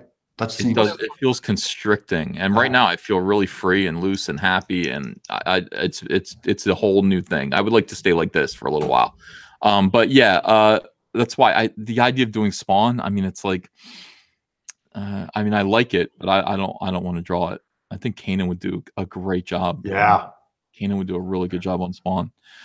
First Monster Hunter photo shared by Milla Jovavich as shooting begins. By the way, Milla Jovavich, one of the most beautiful women in the world. Yeah, she looks great there too. Looks like she's all gritty, and they haven't done a lot of work on her. Yeah. Well, yeah, look at these cuts on her neck and everything. These look good. Whoever the makeup artist is, look, she's actually proud of it. She's taking a picture. This looks real. These cuts look real. They're like in the folds of her neck and everything. It's crazy. I have to appreciate that stuff.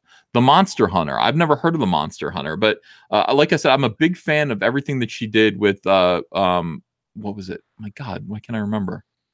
What was the name of the Resident Evil? Resident Evil. Thank you. All the Resident Evil movies, specifically the middle two, are really, really, really good. Extinction, I liked an awful lot. I saw it in the movie theater 3 times. The Monster Hunter movie has officially kicked off production. Hollywood's latest attempt to satisfyingly adapt a video game for the big screen is now underway, and one of its stars, Milla Jovavich, the most beautiful. By the way, was she naked in Chaplin or not? Did you see her from behind in Chaplin? It was nice. We've seen her naked a bunch of times. Yeah, I think she's been naked. There was a Blue Lagoon remake that she was the sequel to Blue Lagoon. She was in that. And I know she showed her breasts in that. I was like, oh, sweet. She just wore like a gauze in Fifth Element. Yeah. That was hot. She was in Joan of Arc too. She's great. Good kid. Yeah, who's the other woman that's with Milla Jovavich in all of the Resident Evil movies? Oh, you talking about what's it? Blonde. Rodriguez? She's got big front teeth. What is her name? I thought you were talking Michelle Rodriguez. No, she's a blonde. Is it Amanda something or somebody's gonna in the chat? They will let me know, and I'm sure any minute. Ali Larder. Oh, she's hot too. The two of them together, oh my God, just it's so fun to watch. They're so beautiful. All right, so the Monster Hunter, I will go see it. The Resident Evil franchise star is no stranger to strong female characters. By the way, these two, Ali Larder and Milla Jovavich, you want to talk about strong female characters? They're such badasses. They're so cool, and they're not pains in the asses that are fighting the patriarchy. They're just, I don't know what it is. I don't know what makes this not SJW. And then what I showed yesterday, apparently they're doing a Charlie's Angels reboot. It looked horrible. Did you see that? What the hell is going on? They've got Kristen Stewart from Twilight. She's cut her hair. She's trying to look like Milo Yiannopoulos. I've never seen anything like this before. What? And that's Charlie's Angels. Why wouldn't these women be Charlie's Angels? They should have just hired Ellen DeGeneres and got it over with. Yeah, for real. Just go straight to the source. Why are you making beautiful women try to look like Ellen DeGeneres? Just use Ellen DeGeneres. Yeah, just get her in there. Her wife's hot. I know that, or used to be anyway. It was like Portia de Rossi. Yeah. Oh yeah. Oh yeah, she was smoking hot. I was like, woo. Oh, I would love to see her, but she's like in her 40s now, and I'm like, okay. Well, I don't know how old Milla Jovavich is, but she's got to be like that. She's got to be in her 40s. She's got to be my age. And look at this face. Look at this facha. It's beautiful. She's aged well. Yeah. Resident Evil franchise star. All right. So as she reveals in the first set of photos, her character will suffer her fair share of scrapes and bruises, which means lots and lots of times in the makeup trailer, which is where these first photos from the set were taken. Here's what Milla Jovavich had to say in the caption she provided with her photos, which the actress shared on Instagram. First day of filming Monster Hunter movie based on the epic game. As you can see, my character is glamorous as usual. God, I love this woman. Here's the makeup progression from the awesome Carrie skeleton from the beginning of Dirt Wounds to the finished product. I've been training for this day since February, so definitely excited to start production. This woman is perfect for Doug TenNapel. Sure. Look at this. Look, she likes to be dirty. Yeah. Doug, she's aged, so she's mature. She's mature. She's not some idiot. Doug, you could just tell her, look, instead of showering, you could just be like, I just got out of the makeup chair for Dirt and Wounds. Yeah. And she'd be impressed with you. She would, oh my God, look at her fingernails. Yeah, that's yeah. She showed up on the set like that. That's how she probably showed up. She just said this is her normal. They just put her right in. Look at that. See, I'm coming in fashion. The dirty look is coming in fashion. I have to admit, I'm a trendsetter. Yeah. I'm French. Hi Hat Harry says Dirtworm couldn't bag it. I think he could. If he wasn't married to the wonderful Miss TenNapel. To the beloved Miss TenNapel. Oh. Yeah, I think this is his type of woman. Well, she's everyone's type of woman.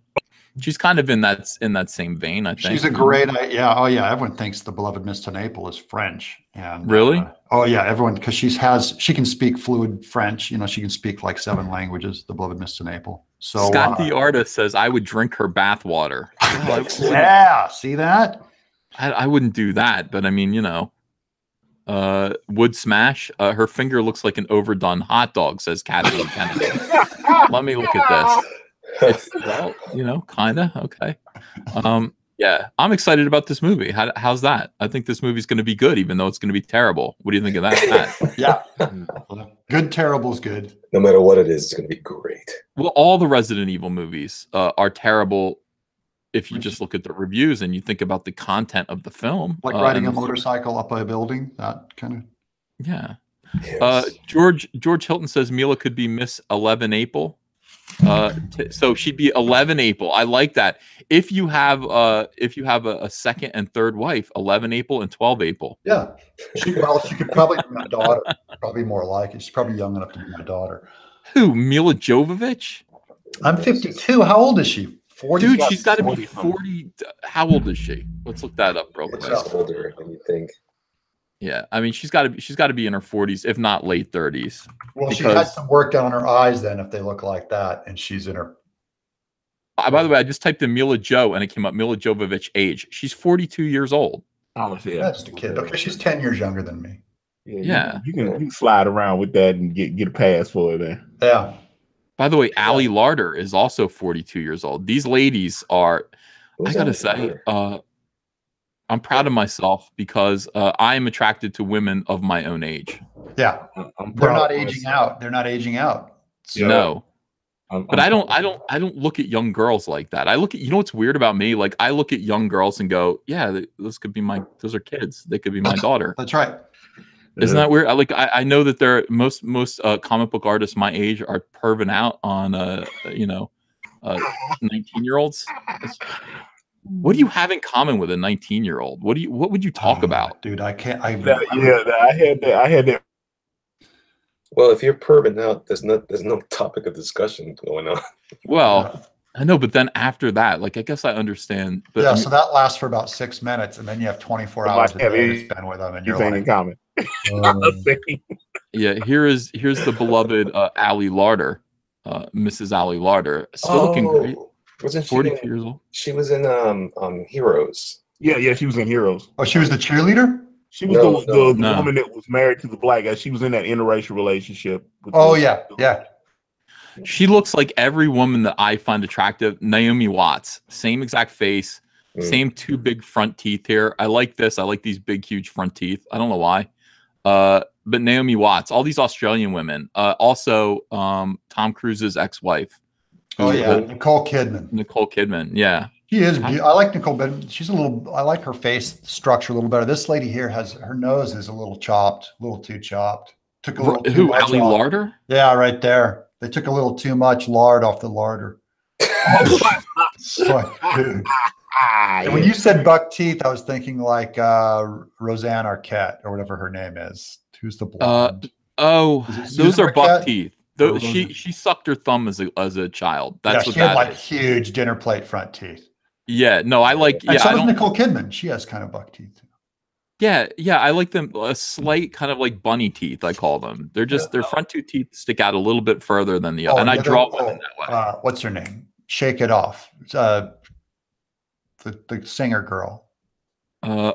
Taylor Swift. Yeah, Taylor Swift. She's got the bunny feet, the buck teeth, and Renee Zellweger's another one.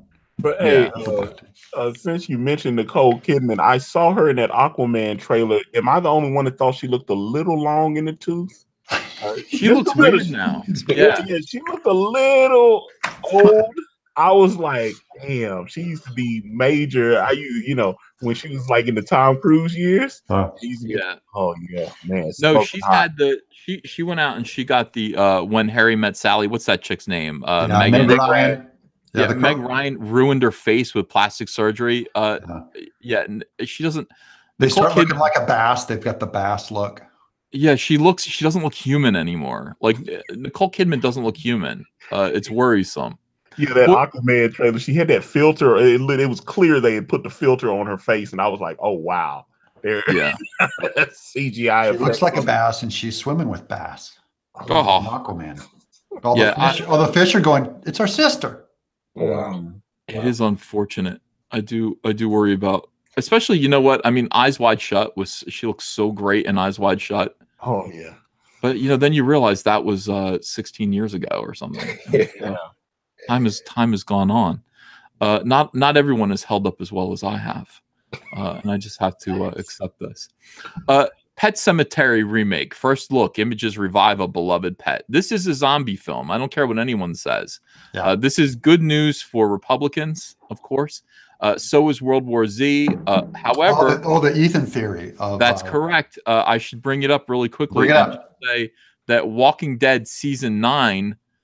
This is bad news for the midterms. Walking Dead season 9, lowest rated premiere ever. This means that probably Republicans are going to lose the House. What? What? I saw that video. Wait till I explain the theory. It actually kind of makes sense on GOP versus Dems on it's zombie movies versus vampires. Yeah. Well, it's okay. So you can tell. Let me just tell the chat so they know 964 people watching and wondering what the hell we're saying. You can tell the political mood in the country, and you can, in America at least, and you can tell which party is going to take power or is going to win any particular thing when you compare which is more popular at any given time. Vampires and UFOs, and that includes Star Wars spaceships, anything outer space and aliens. That is Democrats. And then zombies and werewolves are Republicans.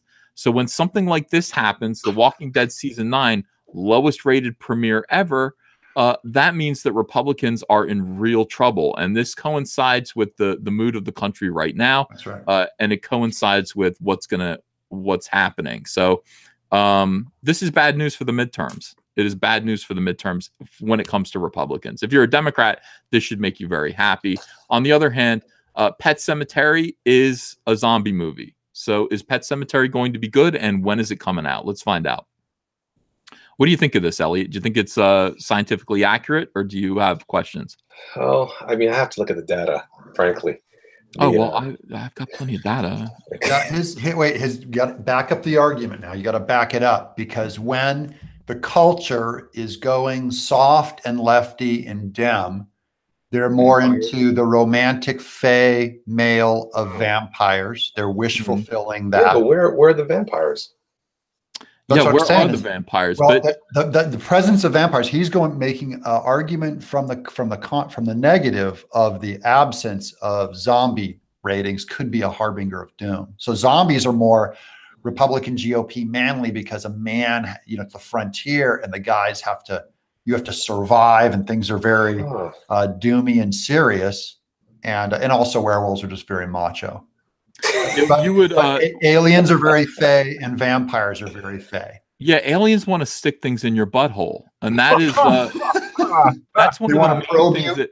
Well, yeah, they have no genitalia. They have giant brains and no personality. They all think the same. They're all the same. They're a hive, and GOP and Democrats love the hive.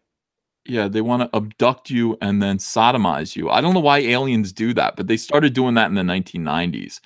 Well, what is alien? Okay, so UFOs for Democrats is Kathleen Kennedy signing on for 3 more years. Oh yeah, I can that see is that. Star Wars news, and it's ugly Star Wars news. It's like it's saying no more civility. It's like Hillary Clinton saying no more civility. Kathleen Kennedy stays on for 3 more years.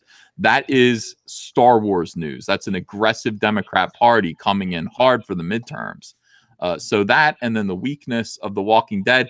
However, you do have good signs. You've got the possibility of, World War Z2.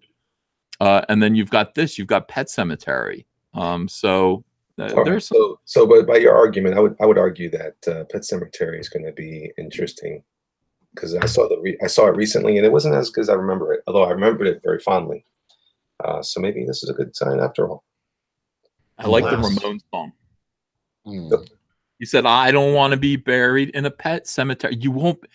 It's a pet cemetery. Joey. You're not a pet, Joey.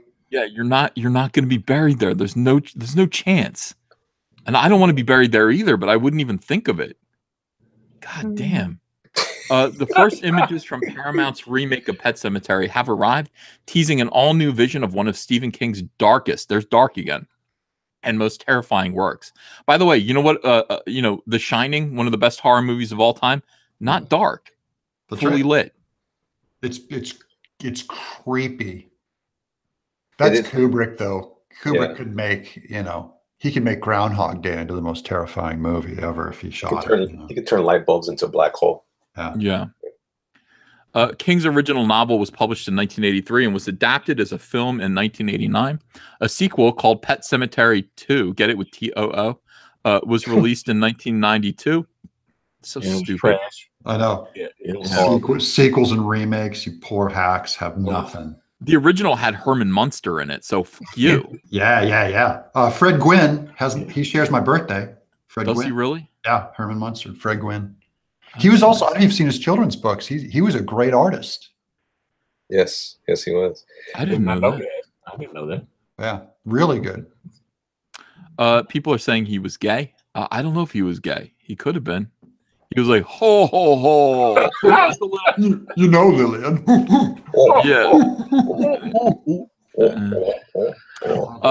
Cam 1138 says, I think Doug is Herman Munster. Well, I don't see much of a resemblance. I've heard worse. Yeah. King's story, by the way, amid a surge of Stephen King, let me read this paragraph first. King's story revolves around Dr. Lewis Creed and his family after they moved from Chicago to rural Maine. Everybody's moving to Maine in Stephen King's head. Because that's where he moved and lived. Why would you?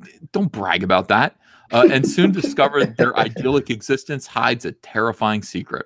That secret begins to be revealed after the family cat is killed on a busy highway near the farm, and Lewis buries it in a nearby burial ground for dead pets. The cat comes back to life, but it's not exactly the same animal it was from before. From there, things only get darker and more horrifying for Lewis and his wife and kids. Well, it sounds like a furry dream come true, honestly. Amid a surge of Stephen King-related adaptations, spurred by the monumental success of 2017's It, Paramount will release a new version of Pet Sematary starring Jason Clarke and Lewis Creed, Amy Seimetz as his wife Rachel, and John Lithgow. Oh, good. Yeah. What is John Lithgow doing now? Being awesome. Yeah. Sure. Somebody points out that The Shining didn't take place in Maine. Well, that's true, and that's why it's it's good. Entertainment Weekly now dropped a load of they dropped a load. Dropped a load. Dropping loads. EW. Dropping Pet Cemetery loads on your dead cats. EW has now dropped a load of first look images, giving fans a glimpse of the new version of the novel so dark, so very dark that even Todd McFarlane has to admit you went too far. You went too far. All right, so here we go. Here's a dead cat. Yeah, Stephen King is said to have said, I won't be happy until Todd McFarlane cries during Pet Cemetery. Look at that cat. It's a cat. It's not cat. scary. That's adorable. He needs a bath. You know? It's a rescue cat. He still got soap on him. Yeah, look how horrifying. Oh, it really is terrifying. Is that John Lithgow with the beard there? Yeah, I think it is. I think that's you, Ethan. It looks like me. Yeah, I'm going to become Santa Claus as I get older and older. I'm prepared for that. I'm realizing that. Is this guy is the dude from he's the dude from Brotherhood, which was a show on Showtime. Criminally I Under. love that show. Yeah. No, that's the one that you look like. That's the one you look like. I look like this guy? Yeah. Well, it looks like you. I look more like this guy. I don't know. All right. Hugging a baby. That's terrifying and dark. Oh yeah, there's John Lithgow looks good. In red. He must be playing Herman Munster's part. Yeah, well, yeah, I think. Well, Herman Munster was a judge, wasn't he? I have to go back and watch that. What was Herman Munster? No, You're thinking of My Cousin Vinny. I'm thinking of My Cousin Vinny. My Cousin Vinny. All right, yeah, Herman Munster. That was also horrific. Yeah, it was. Well, you know who looked good in that though, and she deserved her Oscar. Marissa. Mm-hmm. Oh my God, that's Aunt May. That's a Jersey girl right there. Mm. That is what Jersey's all about. You might not like it. The rest of the world, if you're listening from Australia and you want to know what Jersey girls are all about, I mean, there's my beloved. I'm going to use beloved. There's my beloved Mrs. Van Sciver, Andrea. How did Marissa get hotter though? How did she just got hotter over the years? I was like, man, she's smoking hot, man. Even still, yeah. How old is Marissa Tomei? Can somebody look that up? She's got to be older. She's got to be 50 now, right? Yeah, I mean, she was on a different world. She was on a different world on the old Cosby Show. I'm guessing 45, 48. She was also in The Wrestler. She was the prostitute in The Wrestler. Yeah. Very pretty. Word. Yeah, guys, look up Marissa Tomei's age in the chat and just let it run because I would like to know. I mean, I think she's got to be older than our girl here from Resident Evil. She's 69, says Crazy Manor. I think that's not her age. Oh, she's 53. She's 53 years old. She's a year older than me. Yeah, hot man. Cecil says she's 75, but Cecil's lying. Yeah, no, I don't think so. I think 53 sounds about right, but she is beautiful. I love My Cousin Vinny, classic. I like it too. It's a good movie. So we got John Lithgow here, looking cool. One of my favorites. He was so great in the Twilight Zone movie. Yeah, the Shatner part. Yeah, he did a really good job.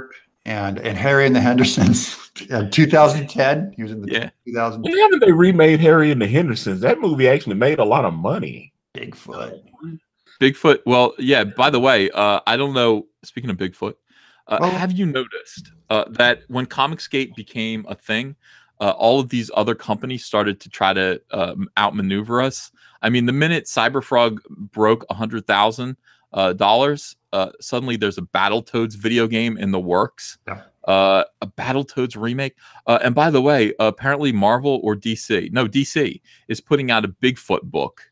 Oh, see? Yeah. See that? It's a comedy. Like, it's a girl Bigfoot. What? Yeah. It's gross. It's trans Bigfoot. It's gross. Is it transgender Bigfoot? I don't know if it's transgender Bigfoot. You better put clothes on her because that'll just be sick. I don't want to see hairy breasts. No. You know what I mean? Like, put some clothes on her like She-Hulk at least. Make her beautiful. She's not She-Hulk anymore either. She's She-Hulk is all roided out. Yeah, she's all steroided. What are they doing? They're ripping us off. They're doing it on purpose. You know that, Doug. Yeah. They're doing it on She-Hulk purpose. used to be beautiful in the late 80s, early 90s. Really funny. No, she's got to be hideous now. Don't you understand? Remember, she's not mini skirt in an office dress, and she's walking around this huge green woman. It was awesome. Yeah. No, it's not awesome. It's she's too beautiful. She's too feminine, and fuck you for looking at her that way. Got to put giant veins on her Stallone-like arms. Now she looks like Stallone. Yeah. But how do we get to the point where it's bad to actually be attracted to women? How did we get there? That's where we're at now, and because we have hostile, crazy women who are running entertainment and who Yeah, that's how. And they think that everyone wants to tolerate this. No, normal people do not want to tolerate this. Normal people actually want to attract each other. They want to learn how to be attractive to the opposite sex, or at least the sex that they are trying to attract. And I don't know. There are people who stand in the way of this. They want to look ugly and hideous, and they're doing it out of rage and anger and hate. It's feminism. Any distinction that you make between men and women, natural or spiritual, if you say there's any distinction like they're actually different, you must be torn apart, because they see that as feminism wants women to be exactly like men. So not equal, but interchangeable. Well, you know, right. I tweeted out a story the other day. There's the first transgender model in the Miss Universe, and I think she's from Spain. I was sitting there going, "Oh wow, okay." Yeah, and Bryce and I were talking about this on your sexy show too, about trans people presenting themselves as straight to you, and then when you find out that they're trans, you're like, I don't want to date. I want to date a woman. That's not what I signed up for. Yeah, and you're considered a hater if you want to date a woman. Yeah, the transgender movement is fairly new. I mean, it wasn't too long ago where everyone was kind of unified in this same kind of joke, like about dating a woman, and then you put your hand up her skirt and what do you find? Like now that is verboten. That is not something that anyone talks about. And I don't know, I guess it's a good thing that transgender people are treated with much more respect and aren't treated as objects of ridicule or fear. But yeah, now everyone is pretending that they always felt this way, rather than everyone kind of making a realization together. Because I'm telling you, Aerosmith will not be playing their biggest hit, Dude Looks Like a Lady, anymore live. I'm sure that's been struck from their set list. Everyone, go back into almost anyone's past and you're going to find people making anti-transgendered or making light of or making fun of or othering transgender people. So it's interesting to kind of live in this time period and see how things are moving. See how people are kind of moving along and changing the way they look at, I don't know, these social phenomenon. Like, can you laugh at Ace Ventura anymore? What was Ace? Oh yeah. There were a bunch of transgender jokes in that, weren't there? The plunger and everything. Yeah. No, you can't. You're not allowed. Yeah. Well, no fun. Don't have any fun. No. Tone Loc isn't allowed to sing Wild Thing anymore. I get paid. What's he gonna do now? He's gonna have to change that. He only has one song, so no, he has two. No, he has two. Yeah. But he's Funky Cole Medina. I get paid to do the Wild Thing. Oscar Mayer Wiener. You got to get him on the show. You got to get him. You got to find Tone Loc and get him on, man. That would be hilarious. I would like to. All right, let me keep looking at these pictures here. I don't know how we got off about transgender people, but I'm glad that we did. Look at this. I'm glad that we did. And look at these shocking photographs here. Terror. Oh my gosh. Oh man, look away. It's a family. This is every man I know, by the way. Look at the torment. Look at the normal, beautiful wife with the kids. Look at this guy. He hasn't slept. He's like, oh, I got to get up and do the morning show. I got to get downstairs, and they're going to make fun of me and call me fat. They're gonna torture me with pie jokes. This is me at the breakfast table every single morning. By the way, they're gonna torture me about pie. I better get some pie. Pet Cemetery. This looks good. This looks nice. Yeah, that took a lot of work. Yeah, it did. It took a lot of work. What? All right. Guy in a sweater. Guy with with his hand on his chin. Do you feel like you had loads dropped on you from EW? I mean, that's what this. It's a lot of men there. Oh, that's scary. Yeah. The images featured above will be familiar to anyone who read King's original book or saw the 1989 film adaptation. Of particular interest is the first look at Church, the family cat who meets an untimely end on the highway. Well, it shouldn't have been sitting in the middle of the road. If you love your cat, keep your cat indoors. I don't know why people don't put a leash on your cat if you love it. No. Cats don't want to be outside. They don't want to be outside. If you let them go outside, they'll think they need to be outside, but they don't want to go outside. They'll either become prey or I don't know, they'll get hit by a car. A giant eagle will swoop down and kill them. All these terrible. A dog will rip them up. Cats need to stay inside. Don't let them out. And stop annoying other people with your pets. This stray cat running around. I put a pie out in the windsill to cool. Cat comes and shits on it. It's like you have skunks, skunk cats. Yeah, of course. Skunks, there's wild cats that stink. Tired of it. Tired of other people's pets bothering me. Happens all the time. As the movie and the book famously say, sometimes dead is better. That's depressing. And that's definitely the case for Church. Of course, things spiral quickly after Lewis discovers the power of the pet burial ground and uses it again after an even more horrific death. One important aspect of the new remake is John Lithgow stepping into the shoes of Fred Gwynn. Lillian. Fred Gwynn, who memorably played Judd Crandall in the first movie. That's why Judd Crandall. I was Judge Crandall. Judge. See, that's how the mistake got made. Lithgow told EW about his version of Crandall. He's a loner, and he's chosen to be alone. He's a hip hop artist. What do you think? Unlike the old one, this one's a loner because the other one was like played a clown at kids' parties. They were always these loner, creepy guys, very flat, covered in dirt, grave digger. Yeah. Everyone's making fun of me for cooling pies on the windsill like a cartoon granny. Well, what can I tell you? I like to bake. It's important. Let me do this quote from John Lithgow. I do it in my soy voice. It annoys the hell out of SJWs. I don't think John Lithgow talks like this, but I'll do it anyway. He's the loner, and he's chosen to be alone. His life changed. He was a man whose entire life was wrapped up with his marriage, his wife, and they didn't have children, but they wanted children. In the script, there's this very simple and sweet line, quote, "It didn't work out for Norma and me. We wanted to keep ourselves to ourselves." You just know that was a really, really deep relationship, and the loss of that relationship has defined his life ever since. I'm dying. Just him reading that dialogue, I'm just dying.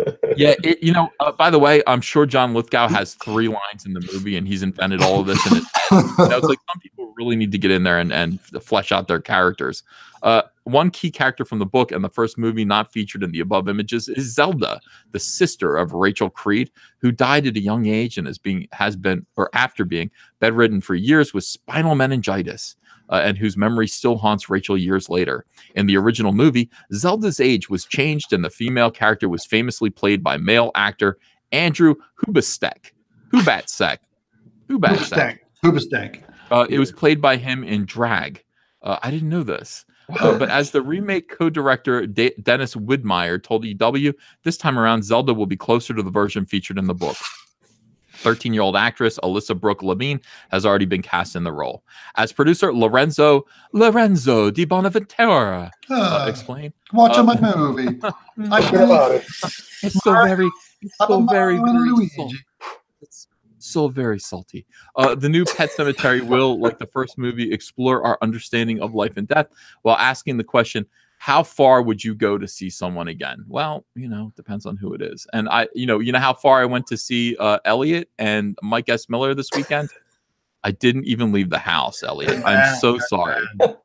It's all good, man. I figured. Did you? Yeah, I couldn't do it. I just couldn't get out of the house. It's too hard. It's too hard to leave. But I would have loved to have had dinner with you, and Mike. No, just you and Cecil. Probably Cecil. If Cecil could have made it, you'd have tolerated Mike. If he picked up the bill, you'd have tolerated Mike. If Mike's paying. Almost. You're almost there. What are we having? Where are we eating? Yeah, where are we eating? Drinks are free. I mean, yeah, I would. I'd love to see Mike S. Miller again. Mostly, I'd like to hang out with Elliot, who is probably the finest human being. Yes. In Comicsgate. That's not quality man. No, that's true. Thank you. Hey, man, seriously, we missed you though. It was a highlight I was looking forward to. And was it worth your while? Did you make money? I did. I can't imagine how much money I'd have to make to tolerate a comic convention. But it was different. It was different. I had some conversations prior to this. I was able to put together all the definitions that I've been hearing. I've been working in my studio by myself here in Tampa, Florida, for 3 years. Yeah. And now I'm like, oh, that's what blue hair means. Oh, okay. Gotcha. You got the vocabulary list. Yeah. Cecil's in the chat. He's very upset because I didn't send him the link to this. And you know what, Cecil, that is my mistake. I tried to get you onto the High Council last night. I think you know that. If you'll come in here, that'd be great. He's got it in his DM if he wants it. Yeah, I just sent it over to him. I would love to have Cecil come in here. I closed down the other room. I'm gonna open up a new DM thread. That's a good idea. Again, third one. We'll work this out, and then I might invite this guy who's everybody always telling me to have on, the guy from a bunch of people. I'll put new people in here, and I'll audition new people for the show if they want to come in. I don't know. You want to come in here and you want to talk about cats pooping on your pie? So good. It's the one thing I don't like. It's the one kind of pie I don't like. Cat pie. Yeah, I don't like that. Kelsey's here. Hey, Kelsey Shannon. He's in the chat. It's nice to see Kelsey you. Too. He's a good guy. Yeah, I like him. He's all right. And a good artist. Really good artist. Really I good. like him to do the Cyberfrog thing. Let me read some of these super chats. Oh, here's who I'm looking for. Asami.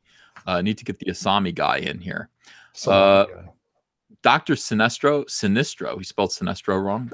Strange things are afoot in Tinseltown. Stay tuned, fiends. P.S. Big fans of Cyberfrog and Bigfoot Bills. Cheers. Oh, thank you. Logan Cook. Logan Cook. Thanks for $5. New York City Comic Con was dark until I found it was dark. It was dark. Everything's dark until I found Mike S. Miller and Billy Tucci's booths. They were both kind enough to give me a portfolio review. Great guys. I agree. By the way, I ordered Billy Tucci's Kickstarter, his t-shirts, his sweatshirts, and they arrived. I ordered the biggest package that he had, and I got like a coin. I got an iPhone cover.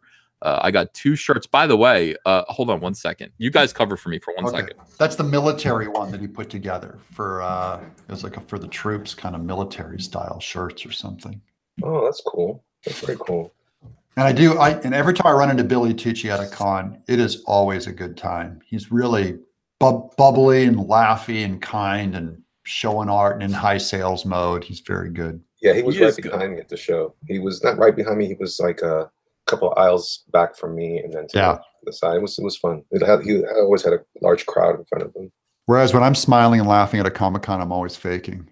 Mm-hmm. That's what I expect from you. Yeah. All right, so I got my Billy Tucci shirt. Can I show people? What does that say on there? How many X's is that? It's 2 XL.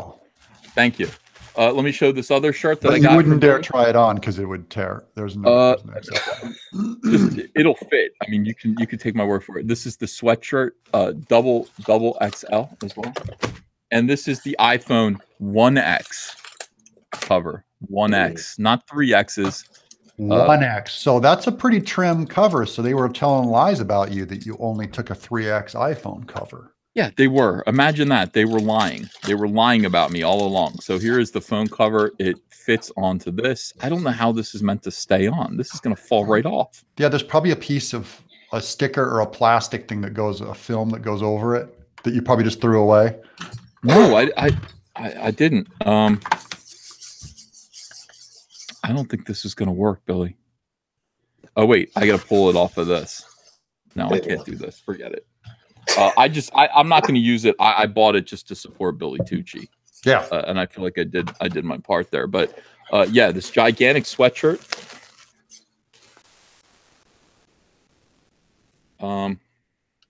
It's fancy. Yeah, it's nice. It printed across the whole thing. It's cool. Yeah. Vet Ticks. Got that. And then the t-shirt as well. What a nice quality t-shirt. This is really, really, it's soft. With a Billy Tucci soldier on it. He's got way too much stuff.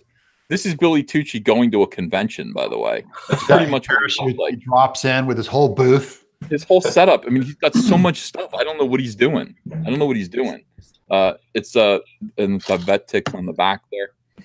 So very cool. I'm glad I supported Billy Tucci's Kickstarter. Let me read some more of these. Look at you drawing Lobo. Yeah, Are we doing that tonight? Is tonight the Lobo drawing stream? They did Whatever. it last night, and Mike Miller won. Are you serious? Yeah, I didn't quite know it was last night, and I was busy signing my black and red books, and I've got sleepy. Maybe we'll do our own Lobo drawing. That's what I'm doing. You know what? I said tonight. I said, hey, we don't have to do a drawing contest on Mike's stream. We could just do it on mine. Yeah. You know. And Mitch poo-pooed that idea. He said that's pretty tasteless. He thinks.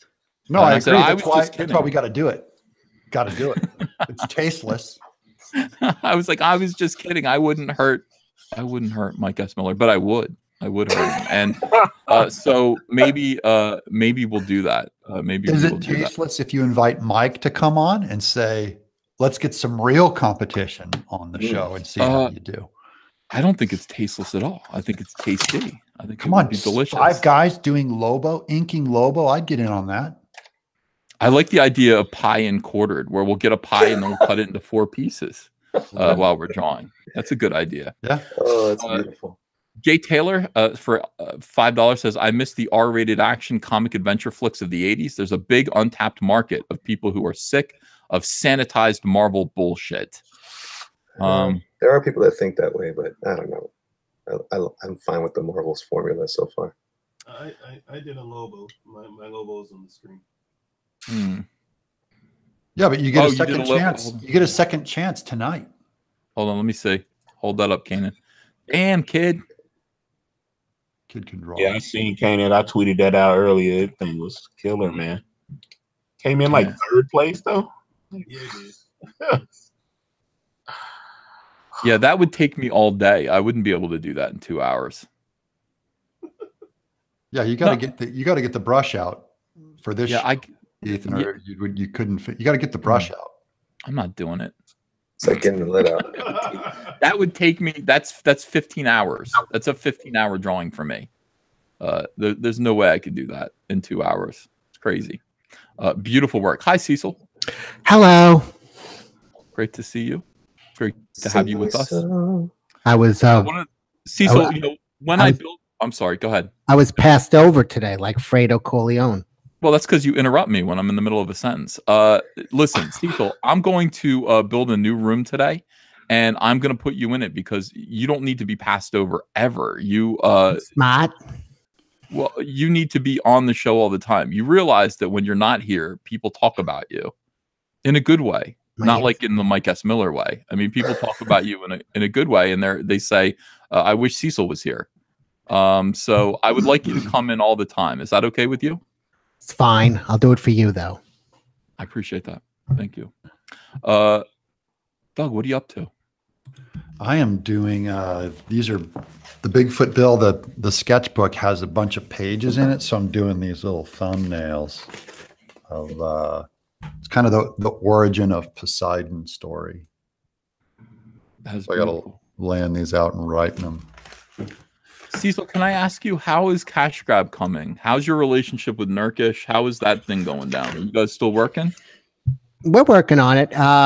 Tim sent us some new pages of I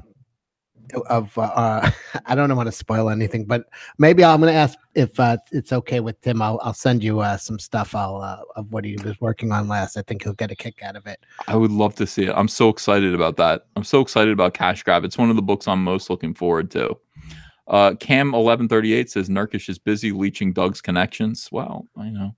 WK says I'd have drawn old school Lobo when he looked like a circus clown, and I would have been in last place. I don't think so. With the purple uniform, I would have drawn making love to dolphins, to space dolphins. Omega Men, he was in. Yeah. First appearance. Omega Man?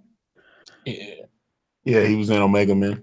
Did he not look like a biker then with the makeup, the Bruce? Nah, he had the weird purple. It wasn't good. That's why they had they had to give him an extreme makeover. Yeah. Tom Farland-esque makeover. Yeah. Darth Bobcat says those aren't makeup. It's a cry for help. That is, he's referring to, of course, Milla Jovavich. I disagree. Like 645. Yeah. Milla Jovavich was on Married with Children. She was one of Kelly Bundy's like hot friends. If you go back, I didn't know that. yeah. Oh yeah. Was that before she was a name? Did she just? Yeah, of course. She might have been a model at that time. Those producers at Married with Children were probably banging half of LA. They were hiring all those hot chicks. It's true. I remember those. Like Yeah. extras. Well, you know, what was it? Joey from Friends was on Married with Children too. Was the guy? Correct. Yeah, Or he was Matt on there, too. LeBlanc. Yeah, Matt LeBlanc. And Milla Jovovich was also in Dazed and Confused. She was. Oh yeah. Yeah. Linkletter. Matt Svilar says it's pronounced Jovavich, not Jovavich. Okay, I stand corrected. I didn't know that. Is it? I'm never going to stop saying Jovavich though because I can't. It's Well, a in habit. German, the J is like a Y. It's Yeah, and it's Yak Nicholson, not Jack Nicholson. like Get Ya. it straight. Yak. Ya spelled J-A. Yeah. You ever see like Nightcrawler when he says yes, he says ya. Yeah. Somebody is saying Matt LeBlanc just died. Oh, What? I don't trust anything. Yeah, that. No, I can't don't be either. true. Let me just look it up real quick. I'm pretty sure that he's still with us, but you never know. I mean, people are dying all the time. did you shake hands with him recently? Yes, that's how. I was talking to Doug. Oh, I don't see anything about Matt LeBlanc dying. Matt lives. So that, Save Matt. yeah, Well, like I don't. I don't want him to die. I'd want. Let's see. I'd want the other one to die. Ross. What's his Ross. name? No, not Ross. The other one. Chandler. Chandler. Chandler Bing. What's Chandler that? Bing could die. What's I mean, not the actor, but the character. Oh. Yeah, he didn't do anything wrong. He's just an a-hole. Cecil got happy. What? Yeah. Oh. Plays He the did, same yeah. guy in every show, though. I've noticed every time they cast him on a different show, he's still Chandler on every show now. That's what he does. That's what he does best. Charlie's Angels with male cast. Yeah, okay, I'm sold. Ha, says Lycan45. The 645. Well, that was what I said. I just said, they're doing a Charlie's Angels remake, and I don't know why they don't gender swap it. I think that would be more about female empowerment if you actually made. What do you think about this? I think this time, since it's going to be woke, that Charlie is going to be a girl. They're not going to be working for a dude. Charlie is. Ooh. Yeah. Or it's Bosley, isn't it? Isn't it? Don't they work for Bosley? No, Bosley's No, Bosley was the guy. He did the he's chloroseptic commercials. Bosley's the guy who was the in-between for Charlie. Bosley. They never got to Yeah. see Charlie's Smart face. guy. That was John Forsythe from Dynasty. Yeah. John Forsythe, huh? Was Yeah, the voice of Charlie. And in the movies too. Yeah, when they did the 2 movies, they had him there. That's I right. wasn't allowed to watch that show as a kid, or the Dukes of Hazzard. It's too. So Well, Charlie's Angels was too Beautiful. sexy, and Dukes of Hazzard was going to teach me to disrespect the law. So, as Mormons, I wasn't allowed to watch those remember, shows. everyone had a Farrah Fawcett poster Oh, in their. It wasn't that great, guys. No, The 1970s was so weird. Farrah Fawcett was never that hot. What was going on back then? she was hot. She had the feathered yeah. hair. She was in Logan's Yeah. Run. Yeah, she Oh, was smoking. What are you talking about? Smoking is Saturn Bo III? Derek. Like Oh, Farrah now, hold on. Fawcett, Yeah, you're right about even when Bo Derek got older. Linda Carter. yeah, Linda Carter. Ooh, she was beautiful. oh yeah. People are acting like Farrah Fawcett was everyone had that poster. Why? What was so great about that poster? It was her. They all had Cheryl Teague, Cheryl Ladd. There was a lot of Cheryls. Cheryl Teague, Cheryl Ladd, Bo Derek were all the posters going around, and you'd get them at the fair when you'd throw the baseball at the bottles or whatever. You'd get the free 70s poster of a woman in a swimsuit. Lonnie Anderson. Oh yeah. Remember This is those? what- See, kids, this is what people had to do to whack off in the 70s. Before the internet, they had to throw baseballs to win a poster so they could whack off. Sorry, I'm sorry. This is a morning show. I'm sorry. That's why I'm laughing at the Batman showing his penis. It's like back then to see a glimpse of any form of nudity was amazingly taboo. It was like a terrorist getting to look at a woman's ankle through her burqa. If you saw some nudity then, and now you see just the worst hardcore borderline snuff porn on the internet, and they're saying like Batman showing his penis is supposed to be controversial now. Matt like- Svillar points out that Doug talks about Batman's penis quite often. True. I'm fascinated by the whole, what is the big deal? I think Doug's more interested in his bat cave. Oh my God. Oh my. They're not going to let that bat penis. That comic book has been censored, and you can't buy it anymore. Yeah, that was on Bryce. You tweeted that article today, Antonio. Yeah. I was like, yeah, that's a goof. I was like, but I heard some people were trying to like scrounge up the first print because now it'll obviously be a little rarer since they're not going to do a second print. And look how it drives me crazy, right? Yeah, this is why I'm so furious with culture. Is like culture's like mainstream porn everywhere. So, haha, we're going to be badass. We're going to show Batman's penis. They put out Batman's penis, and then suddenly they're like, they see the backlash from fans, which I don't know why fans are having any kind of a backlash against because showing most of them are men and they don't want to see. They don't want to see the wang, but then suddenly, and then they won't double down and stand by their artistic principles and integrity. They instantly chicken out and go, that was a big mistake. We edited over it. We're pulling that magazine. This is not the direction we want to go in. There's some weird stuff going on. I was thinking about that this morning. I was thinking about DC Comics, and it's like pick a lane. Okay, so showing Batman's penis, hiring Zoe Quinn, hiring James Gunn. What is going on right now? Like, what is going on? It's a culture war. Yeah. Well, yeah, but DC, there's a lot of just like weird decisions, like a lot of culturally aggressive decisions being made by a company that's mostly been known to not do things like that, to kind of take safe choices and thus kind of survive and do very, very well. Whenever DC Comics kind of becomes DC Comics again, like Rebirth, the Rebirth thing, they do very, very, very well. And then they'll do crazy stuff and aggressive things, and then they start to backslide, and they get attention for the wrong reasons. I'm surprised that they're doing things like this. They have such a phenomenal like kids line with those Batman Lego movies and all that. Why would they even screw around with it? Because they're hiring some degenerates over there that I think are just, I don't know what's going on. You can make a pretty good argument for, hey, of course there should be an adult line of comic books, and by adult, we mean we're going to, I don't know, show Batman's wiener. That's adult. So, and then maybe for third graders now. I mean, who hasn't seen that? That's so normalized. It's a drawing of Batman. It's a drawing. It's barely a highlight too, and they're acting like, ooh, this is going to be so bad. This is going to be so amazing. So you want to censor art? Yes. See how quickly I answered? Yes, I do. I'm saying if they want to go dark and show me how dark and badass you are, and have straight up Batman porn, do that line. Oh. Now you're all prudes. Now here come all the prudes. No, we can't do that. I'm like, but you. Well, let's talk about censorship. What do you think about that? Do some people need to be censored, and in what circumstances? I mean, it's just like, you know what I mean. Like some people really.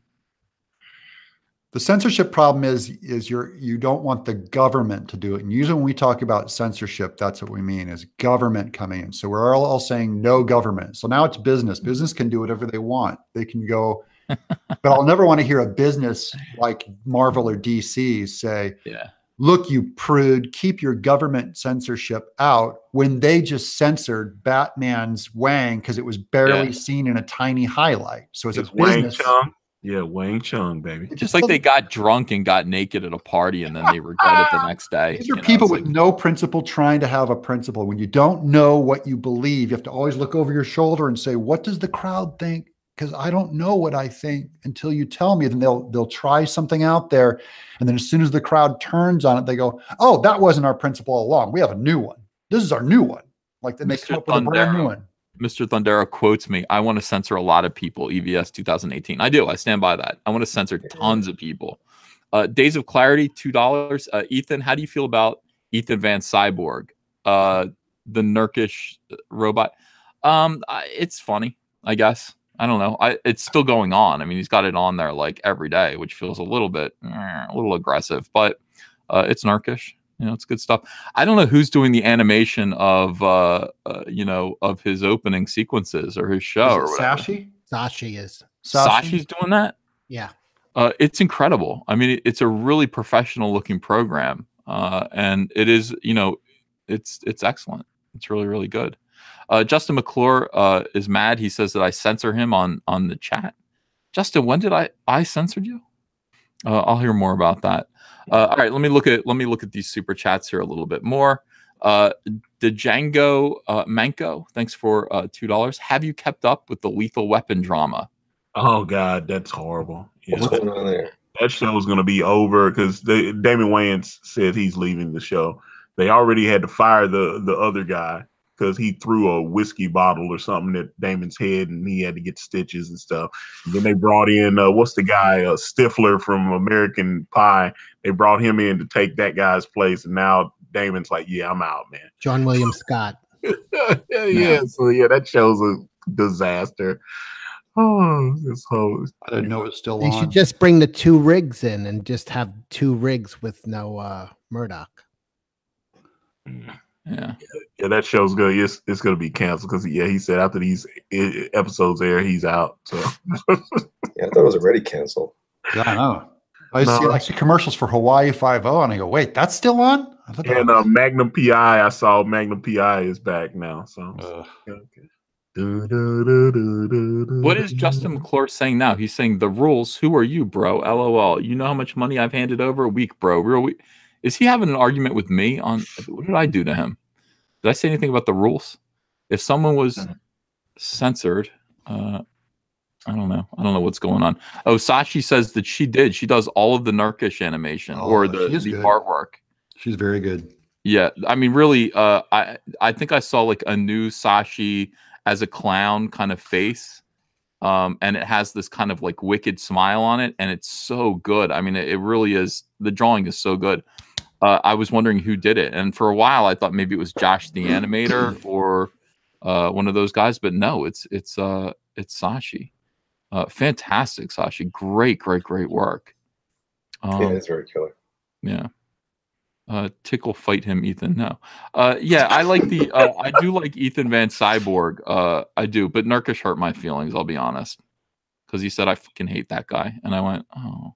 But that's his humor. Is it? All right.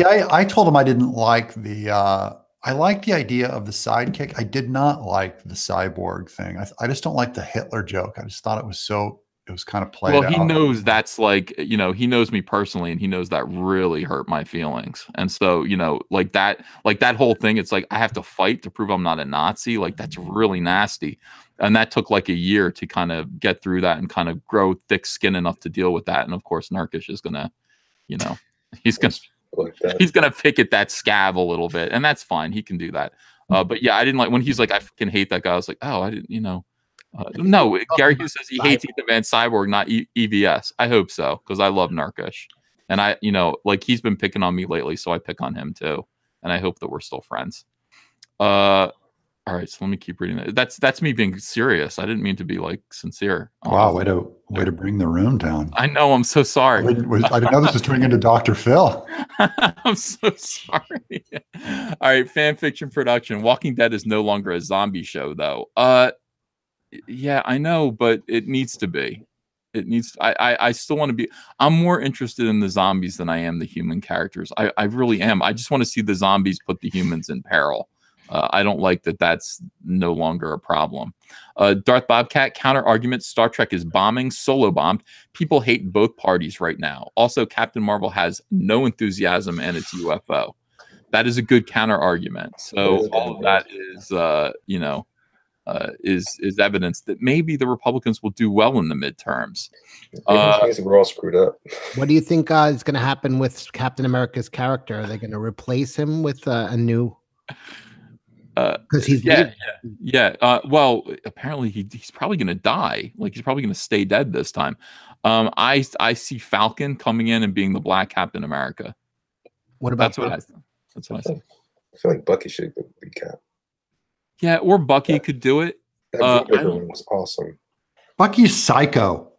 Yeah. He can't be the captain. They need a patriot now. Yeah, but he's always, The Falcon's still uninteresting. He's one flashback away from turning into going full Hydra. I see Sam Wilson as being the new Captain America. I don't think Bucky. Yeah, that's a good argument that he's psycho. I didn't like Sam Wilson's Captain America anyway. I always thought he was a knockoff. Well, I think that's what's going to happen. I think they're going to move forward into SJW Marvel characters, and I see a black Captain America.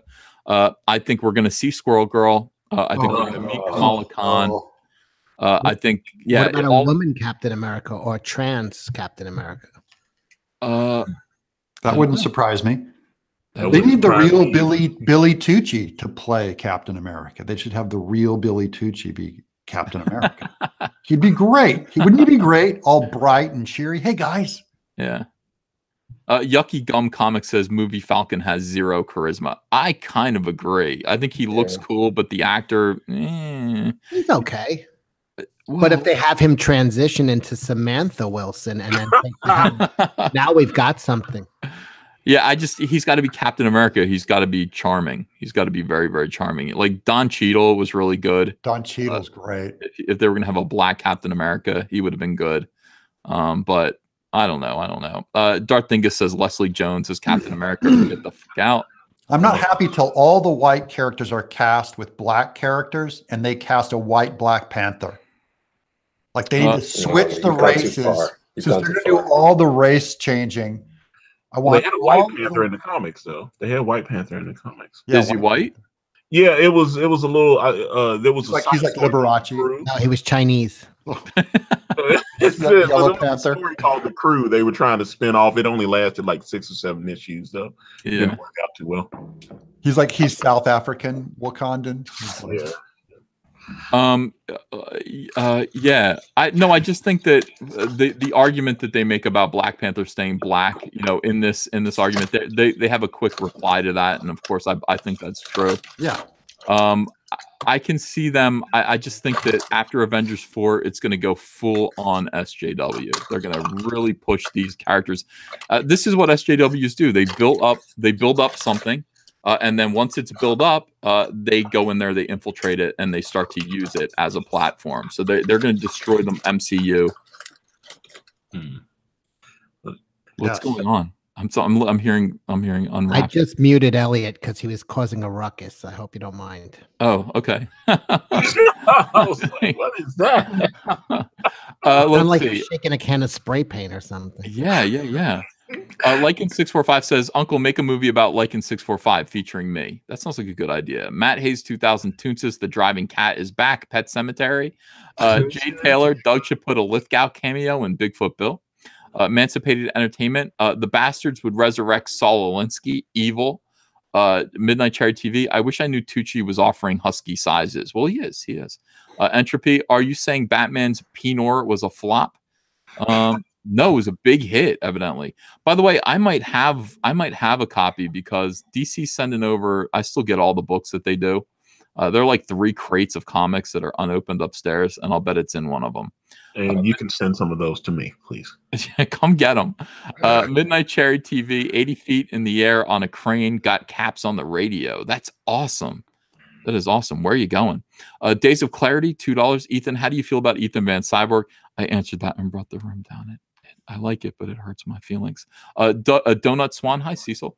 Hail Cecil. Cecil knows more things and has more wisdom than any comic skater. Stream was kind of dry, but now this swan is about to get a little wet. All right.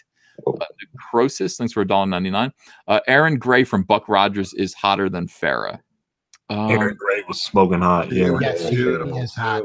She was wonderful. On Silver Spoons, too. I remember on Oh yeah, I was just gonna say. I have to think about it.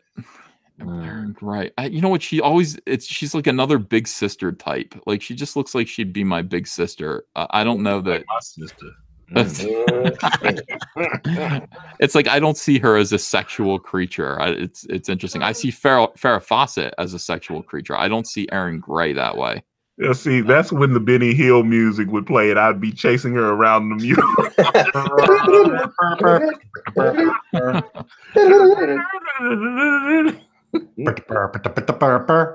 Darth Bobcat, thanks for $2. Tom Cruise is the White Panther. Tom Chalworth. I think Tom Cruise is going to end up being Green Lantern, and Hal Jordan. I think that's a great. I think it's a great bit of casting. I can deal with that. I do like Tom Cruise. I know that everyone disagrees, but I like him. Tom Cruise too. I love that guy. He's my favorite crazy dude. Yeah, that when you start talking about the Scientology and all that, it gets weird. But I think, although that Mummy movie was trash, though that movie was bad, and they spent a ton of money on it. I mean, they had Russell Crowe in it, and I was like, man, that movie was awful. Yeah, they were trying to reboot the monster universe, the Universal Monsters universe, and it went. So I saw the Godzilla 2 trailer. So that looked okay. So, but I mean, it's supposed to all be connected, right? So yeah. I don't know. I'll check out Godzilla 2. I like the trailer. So. People said gross, Ethan, he's too short. Well, yeah, but you know what? They'll make him look tall. I was never aware. You're never aware of anyone's height in a movie, really. You know, unless he's Danny DeVito. Like they take people who are short. Like Sylvester Stallone seems like he's 7 feet tall in the movies. Yeah. You know, it's like they work around that. They use movie magic so that they make small people look bigger. Tom Cruise on boxes. They stand him up on boxes. So God, that's so embarrassing. Yeah. It's the Hobbit trick. Oh my God. Jay Ishiro Finney, thanks for $5. Case file Arkham, Bullets, Beauties, and Lovecraftian Beasts. Question is, which is most deadly? Support the Occult Noir series on Indiegogo now. Josh, the amazing animator. Oh, there he is. Pineapple Pizza Man is going to be the next big Comicsgate success to Donald T. DeLay's dismay. Yeah, I don't get this pineapple pizza thing. He's acting like first he calls it pineapple pizza. It's not. It's Hawaiian pizza.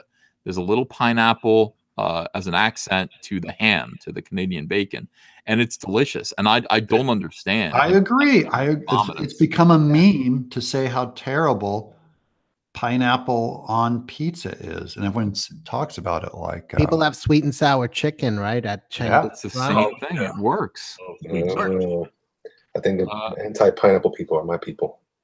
Yeah, first of all, I love pineapple. I'll go buy a whole pineapple and cut it up, and I'll just chunk it, and then I'll just eat it you know, straight out of a little tin. It's fantastic. I can't take a good Elliot. I can't take Elliot serious since he puts cheese in his coffee. That's weird. I don't understand that. Can I tell you guys that I heard that all New York Comic Con long? Did you? All New York Comic Con long. Hey, and you drink the cheese is like drinking the worm and tequila or something. At the end, the cheese at the end. You shut your mouth, Doug. What do you? I know. I gotta try it. Is it like a little thing of Velveeta that you just dip a spoon into and what it? It doesn't make sense. I gotta have it because it doesn't. I'm not even make gonna explain sense. it to you, Cecil. I'm not gonna explain it to you because you're just gonna mock me again. I only know Elliot's into it and Sketch Therapy and Critias. Those three guys are crazy about it. Jay Taylor says a pizza without pineapple isn't worth eating. Well, I disagree with that too. I don't think that's true. I sometimes I get in the mood for Hawaiian pizza, but if I'm ordering a pizza of my own, I order a chicken pizza. I want a chicken cutlet chopped up. That is a pizza. That is a chicken parm pizza, and it is fantastic. It is Italian, so I guess. Elliot, do you think that all these hurricanes in the Caribbean are God just trying to say stop putting cheese in the coffee? I mean, how many warnings does he have to give you guys? Cut it out. I'm hurt. Yeah, I just don't think enough people are doing that for God to make that kind of a stand. Too soon. All right, Emancipated Entertainment, $5. Thank you. I like Cruise, not as Green Lantern. Have Buddy Cop GL movie with Hal, and Best Lantern, John the Marine. Also, check out my Twitter for Battleborn progress. Emancipated Entertainment, that is. Go look at his Twitter. Follow him. Yeah, the cheese and coffee thing is the weirdest thing ever, says Victius6. Yeah, I don't get it. I don't understand how that works. No. By the way, I think today I'm gonna go over to Twitter. I'm gonna go over to Target, and I'm going to investigate the Mego situation. Doug, you're aware of the new Mego toys that they're putting out? Got to get caught up. Yeah, I got to get caught up. Somebody said they went to Target and they were all sold out. Whoa! Like they're actually catching on. I don't fucking believe that. I don't believe that for a minute. Did you hear about Toys R Us maybe making a comeback? Yes, I did. I did. Are you getting your Jeffrey's Tootie toilet. signed? My what? Are you getting your Tootie signed? I might get my 2D signed. I'm gonna meet her at the end of the month. I'm gonna do the best live stream ever from that Chiller Theater convention. And by the way, Cecil, if you want to come, I think you should. I might try to make that one. Good. I mean, I'm there. I just ordered a copy of. What are the dates? It's the weekend before Halloween, so I think it's like the 27th through the 29th. I might be able to do that. Yeah. I'm definitely going to do it because there's a big old star there that, you know, well, there are a bunch of them, a bunch of Frank Sinatra era, you know, celebrities. And I only care about the old people. You know, I'm there to meet like Ethan, you can't touch. You're there to send them to the hereafter. That's well, if necessary, but you know, I want to be if I'm the last person they see, I think that's you know. The last person. You should We wear could get someone their last gasp. Yeah. They're like, oh my God, you know, I saw Ethan Van Sciver and he sent me to the afterworld. But look at this. Here it is, Cecil. All right, so October 26th through the 28th. I'll be there on the 27th. I'm gonna go Saturday. Robert Wagner. I just went out and I bought a movie called A Kiss Before Dying. It's Robert Wagner. It is Paul Newman's wife, Joanne Woodward. Oh, yeah. She plays like the woman he impregnates, their high school Didn't student. he murder Natalie Wood? No, well, that's okay. That's controversial, and I wouldn't ask him. You're not going to bring that up? Okay, maybe. Okay, don't do that. That's Not on the illegal. first time I meet him. Probably not a good idea. Yeah. But no, it's okay, so it's him and then Virginia Leith, who played the brain that wouldn't die, Jan in the Pan. So Jan in the Pan is in this movie with Robert Wagner. I am a big fan of Virginia Leith. She wrote me a letter, which I have framed upstairs. And Robert Wagner, I will definitely go and get a bunch of stuff signed by him. He was in movies in the 1950s. Jill St. John here, been in 2 movies with Frank Sinatra. Frank Sinatra's co-star, leading lady. I mean, what are you not going to go? Yeah, I'm going to go see her. Stephanie Powers, I don't care about. Oh, I love Stephanie Powers. Do you? Hey, wasn't she and Robert Wagner in Heart After Heart? Is that Heart to Heart? Yeah, I love that. My mom used to watch that all the time. With Ernest Borgnine was in that too. She's beautiful. Yeah. Cam 1138 says EVS is a super creepy fan. What do you mean? By the way, Virginia Leith was very good looking. The chick from That Brain Who Wouldn't Die. She's gorgeous, and she had this smoky voice like this. Well, I sound like one of the sisters from The Simpsons when I do that, the largest sisters. But her voice was smoky and kind of sexy, like she'd smoked too much, and she was a beautiful woman. Her career didn't last long. She dated Marlon Brando for a little while, and then she told the press her career ended because she actually told the Hollywood media, she said, "Fuck you, I'm not gonna stay away from me." And then her contract ended. That was the end of her career.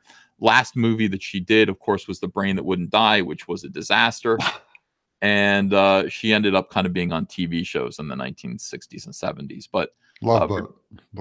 Love Boat, things like that. Oh, I have an episode of her on Starsky and Hutch where her husband was gay and she was coming to terms with it. Great episode.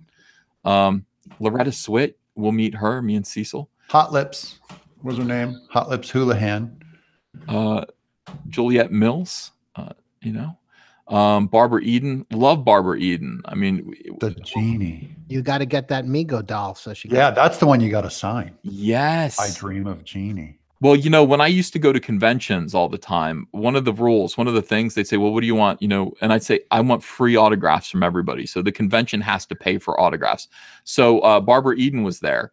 And I took I have the entire run of I Dream of Jeannie. I took all the sleeves out and I got 20 sleeves signed, autographed by Barbara Eden. So I have lots of Barbara Eden autographs already. And I got them all for free. So it was fun. The Love Boat, Gavin McLeod. I might get a Love Boat DVD. Still around? Yeah, look at him. Okay. He was a preacher on TV on one of those religious channels for a while, right after that Captain Steubing role. And there's Jill Whelan, she was in Airplane, the little girl in Airplane. Who was, remember they had the IV hooked up in her? Oh yeah. Yeah, Bernie Kopel was in Bewitched here, apparently. You know, Bewitched stars are all gone. It's hard to find anyone from Bewitched that's still around because the main cast is gone. It's just the two little girls that played Tabitha are still with us. I know But other Clint than Black's that, wife, Clint Black, Lisa Black or whatever, you know, Clint Black's wife is she was the adult Tabitha or whatever. yeah. So. They're calling this EVS's hit list. It isn't. I don't want anything bad to happen to these people. Carmen Electra, it's amazing that you're going to get a chance to get close to her. I mean, she was a big star 10 years ago. Yeah. Wait, Kiss guitarist, is that Ace Frehley or is that a fake guitarist? It's a fake guitarist. Vinnie Vincent, I guess he just kind of filled in. Yeah. Yeah. He's got an onk on his face. He's Onkhead is his Kiss name. Maybe I'll wear Kiss makeup to hide my identity. Lick it up. Hey, man. PK Carter, I don't know. Kelly who? Kelly. Kim Fields. So here she is. Tootie. Yeah, I don't know. We might get our Tootie doll signed. Yeah. Elliot, you want to come to this? I would love to, but I'm not going back up north for a while. All right. Sorry. A lot of wrestlers here. Richard Thomas, I'm going to get. I want a picture of me pointing at the mole on his face. Yeah, John Boy. And what was the sci-fi one that he was in? The Battle Beyond the Stars or something like that? Yeah, it's right here. I've never seen it. Is it good? No, it's got a great lizard monster though, and I think it's got an electric whip, as I recall. It's like a low-budget post-Star Wars knockoff movie. Bad Taste Jeremy says EVS's hobby of bothering over-the-hill celebrities is creepy. Well, you call it creepy. I call it fun. Alex Kinter from Jaws, the little kid that gets eaten on the raft. Chuck Zito. There's a lot of Howard Stern people here. Yeah, Chuck Zito.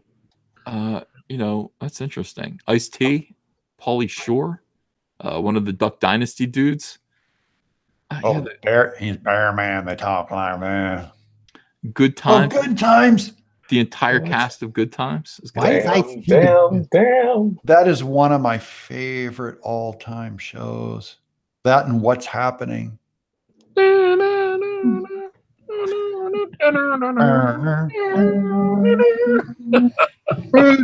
was written by the guy that did Peter Gunn. Wrote the What's Happening theme song. What's his name? Oh, something Ice-T and Coco. I love it. Dwayne Eddy. Dwayne Eddy did that, right? No, it was yeah, Peter Gunn was Dwayne Eddy. I'm pretty sure. No, it was okay, they made me think of something else. I'm thinking of the Pink Panther theme song. Who's that guy? The jazz guy. Oh, yeah, I know who you're talking about. Come on. Mancini? Yeah, Henry Mancini took no credit, but he wrote the What's Happening theme song. Henry Mancini. That won an Academy Award for The Godfather, right? Yeah.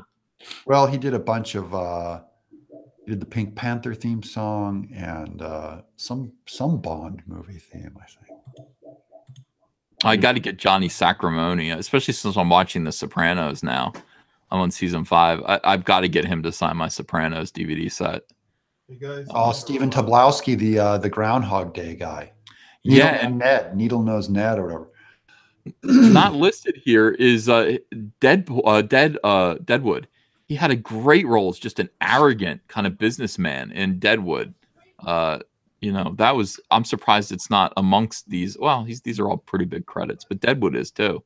Lisa Loring from the Addams Family, one of the few surviving cast members of the original Addams Family. Besides Felix Silla, the midget, Cousin It. I don't know. He was also in HR Puffin stuff. That makes me angry. Lidsville? Yeah, that's good. That's Sid and Marty Krofft stuff. Oh, it's awful. Just awful. Sid and Marty Krofft, go to hell. Just go to hell. Good. So Hey guys, I gotta take off. Appreciate it, man. I'll all right, brother. see you guys later. Yep. See you, sir. Right. Take it easy. Speak up. Is there anyone else here that we want to see? We want to see Gumby and Pokey. We got to do that. Oh, Davey from Davey and Goliath. Yeah, Davey and Goliath. They're both going to be there. The original screen use figures. Somebody owns these. Yeah, that's cool. The animator of those, I don't know if it's Dave Allen, but they just announced the Full Moon Productions bringing back the Primevals, and he did all the animation on that, and he worked on Gumby and Pokey and David and Goliath. He was one of the big stop motion animators. And you know who Davey grew up to be? David Berkowitz. He still listened to the dog. Oh. Yeah. Gee, Davey. Cecil, what's ketamine? Kill them, Davey. Kill them, Davey. Kill the whores with your 44 caliber. Wow, that is yeah, I think you're right about that. The original, that was his conscience. The dog was right in that show, and his name was Davey. I mean, the similarities are there. I just hear Eddie Murphy's voice going, "I'm Gumby, damn it, Gumby."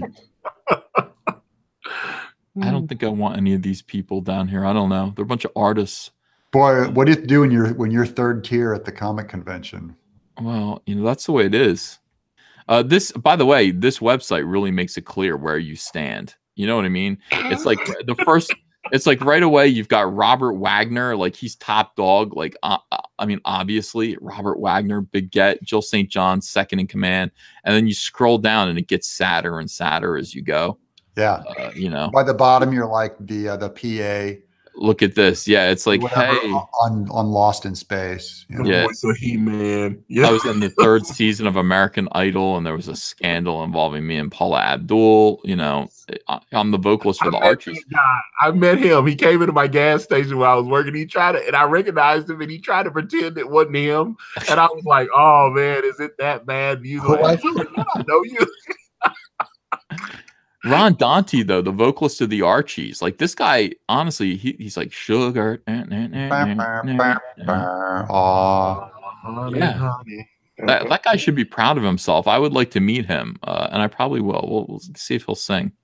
Let's get a super band together here with CJ Ramon and Richie Ramone. This band, Nothing to Lose, and let's get them to play some Archie hits and get Ron Dante to sing lead. I think that would be awesome. All right, so I'm gonna go to the show, and I'm hoping to see Cecil there. I saw Agent 99 is gonna be there too from Get Smart. Is she really? Wait, I used to love. Oh, Barbara Feldon. Yeah. Yeah. She's old too. She's in her 90s. Yeah, just when I'm like, they're wheeling her up there. Yeah, you're gonna be like, "Oh, it's the Crypt Keeper." Who is cuter, her or the chick from Avenger, the Avengers, Amanda. Oh, the original one, yeah. Yeah. Wow, it's up for grabs. I don't know. She is kind of cute. She's got good cheekbones. We'll see. Mel Brooks wrote that, and you guys were talking about World War Z. Max Brooks is Mel Brooks' son. Yeah, that's what I was right. saying. Kanan knows him. That's why I'm saying Kanan worked with him on Harlem Hellfighters. It's like, yeah. Well, we're going to do a live stream from this. You guys are all going to meet these people with me. Some of you think it's creepy that I care about old people, old celebrities. I don't know what you're talking about. No, I'm not going to hurt any of them. I better not see you on TV, like on Unsolved Mysteries. He was a comic book artist. It's all the millennials think like you're talking about the Mesopotamian era or something. They're like, what are you talking? I know. It's like listen, the golden age of Hollywood is, I mean, the angel of death is going to walk among them, and they have no idea. It's right before Halloween. You should come in a black robe and wear. You could come in disguise, Ethan, so you won't get mobbed. Killer Tralala says it's not creepy. It's just sad. Why is it my hobby sad? I'm just collecting autographs on my DVDs. Is that sad? I mean. Yeah, it's pretty sad. Is it? It's pretty bad. I've been to those conventions, and you go by those tables, and man, it really is like It's a little sad. But there's cobwebs on them. I got into a conversation with TV Mike from Charlie and the Chocolate Factory. Yeah, for the original one at a New York Comic Con a couple years ago, and I walked away feeling very sad. Depressed Cecil. He went in going, I get to meet him, and then he's like leaving, going like, oh man. I always feel good. I mean, I met Jonathan Winters. I had a great time. He died the next day. I met the dad from Growing Pains. Had a great time meeting. How's he doing? He died. He died too. Week, yeah. And you know what? And now the only thing that bothers me is Doug has this protection. You'll never shake his hand. That's right. That is true. Doug will live forever because of that. That's right. No, It's there's no- Teflon. I'm telling you, it's done very well for me. It keeps me from getting sick. Like all Michael you. Strelitz for £5 says, I want a drawing by Elliot on a blank comic and CGC it. How much? Love your show. Bought a few books by you guys. Antonio, love you. Oh, well, thank you. All right. Hey. Grundy, Born on a Monday. Riri Williams, Ironheart has a script on the blacklist according to MovieWeb and Screen Rant. I'm putting it on the white list. Seamus McCallahan, stalk you there, Ethan. Okay, now I'm scared. You guys, yeah, I mean, I'm letting people know where I'm going to be, you know. Al Turan says Ethan Zodiac Van Sciver. I'm not the Zodiac Killer. Zodiac Killer is what he's referencing, I believe. No, I'm not. You know, we already established that probably James Hudlin is the Zodiac Killer. Jerry Potts says Ethan will be redeemed when he brings Gumby back to life. Oh, I'm Gumby, damn it. I love Gumby. You do? I do. He I was really once do. a little green slab of clay. Gumby. You should see what Gumby can do today. Gumby. He can walk into any book with his pony pal Pokey too. If you've got a heart, then Gumby's a part of you. Wow. It's beautiful. I got my start in stop motion animation, man. That was the big inspiration when I was a kid. You know what? Yeah. Little black and white TV, you'd see crummy little old Gumby cartoons. They were like really bad animation because Art Clokey barely knew what he was doing, the old original series. And that character blew up. He made a little plastic figure and it just made a ton of money. There was a really good Gumby comic book where he had to save Santa Claus from hell. Yeah. Oh, I love that Adams. book. That was written by Steve Purcell and drawn by Arthur Adams. Arthur Adams did the art. Yeah. And it That was really good. was the funniest comic because Steve can write. And then Arthur Adams did the art. And you know Arthur Adams, he can draw anything. It was fantastic. You're one of the only guys I ever even heard of that, Cecil. I know. Everyone knows that book. Really? Yeah, everyone knows that. It was a big deal. Everybody bought that book in the 90s. You know, the funniest freaking book, too. Yeah, everybody referenced it. Everybody at Image tried to copy it. You know, with a lot of weirdo characters running around, a lot of detail. Yeah, Santa Claus would look like Sean Connery. The Santa Claus was based on Sean Connery. What if you're a child that doesn't have a heart, and then you hear that Gumby's not a part of you? You know what I mean? If you've got a heart, like you had an artificial valve. Yeah, like what if you? Yeah, that's sad. I met somebody who had like his heart had stopped. He's still alive. It's a couple of years ago, but his heart stopped. It's still in its chest, but there's like a box he wears on his belt that the blood circulates through. But it's constant, so he has no pulse. Is this an Inquirer thing? No, it's for real. He has no pulse and no heartbeat. It's the weirdest thing. So Gumby is not a part of him. No, That's right. I would hate to break it to him. What if it was like if you have two legs, then Gumby's not a part of the Gumby's a part of you? You know what I mean? Like that's what it's like. You know, if you're an amputee, yeah, Gumby's never heard of you.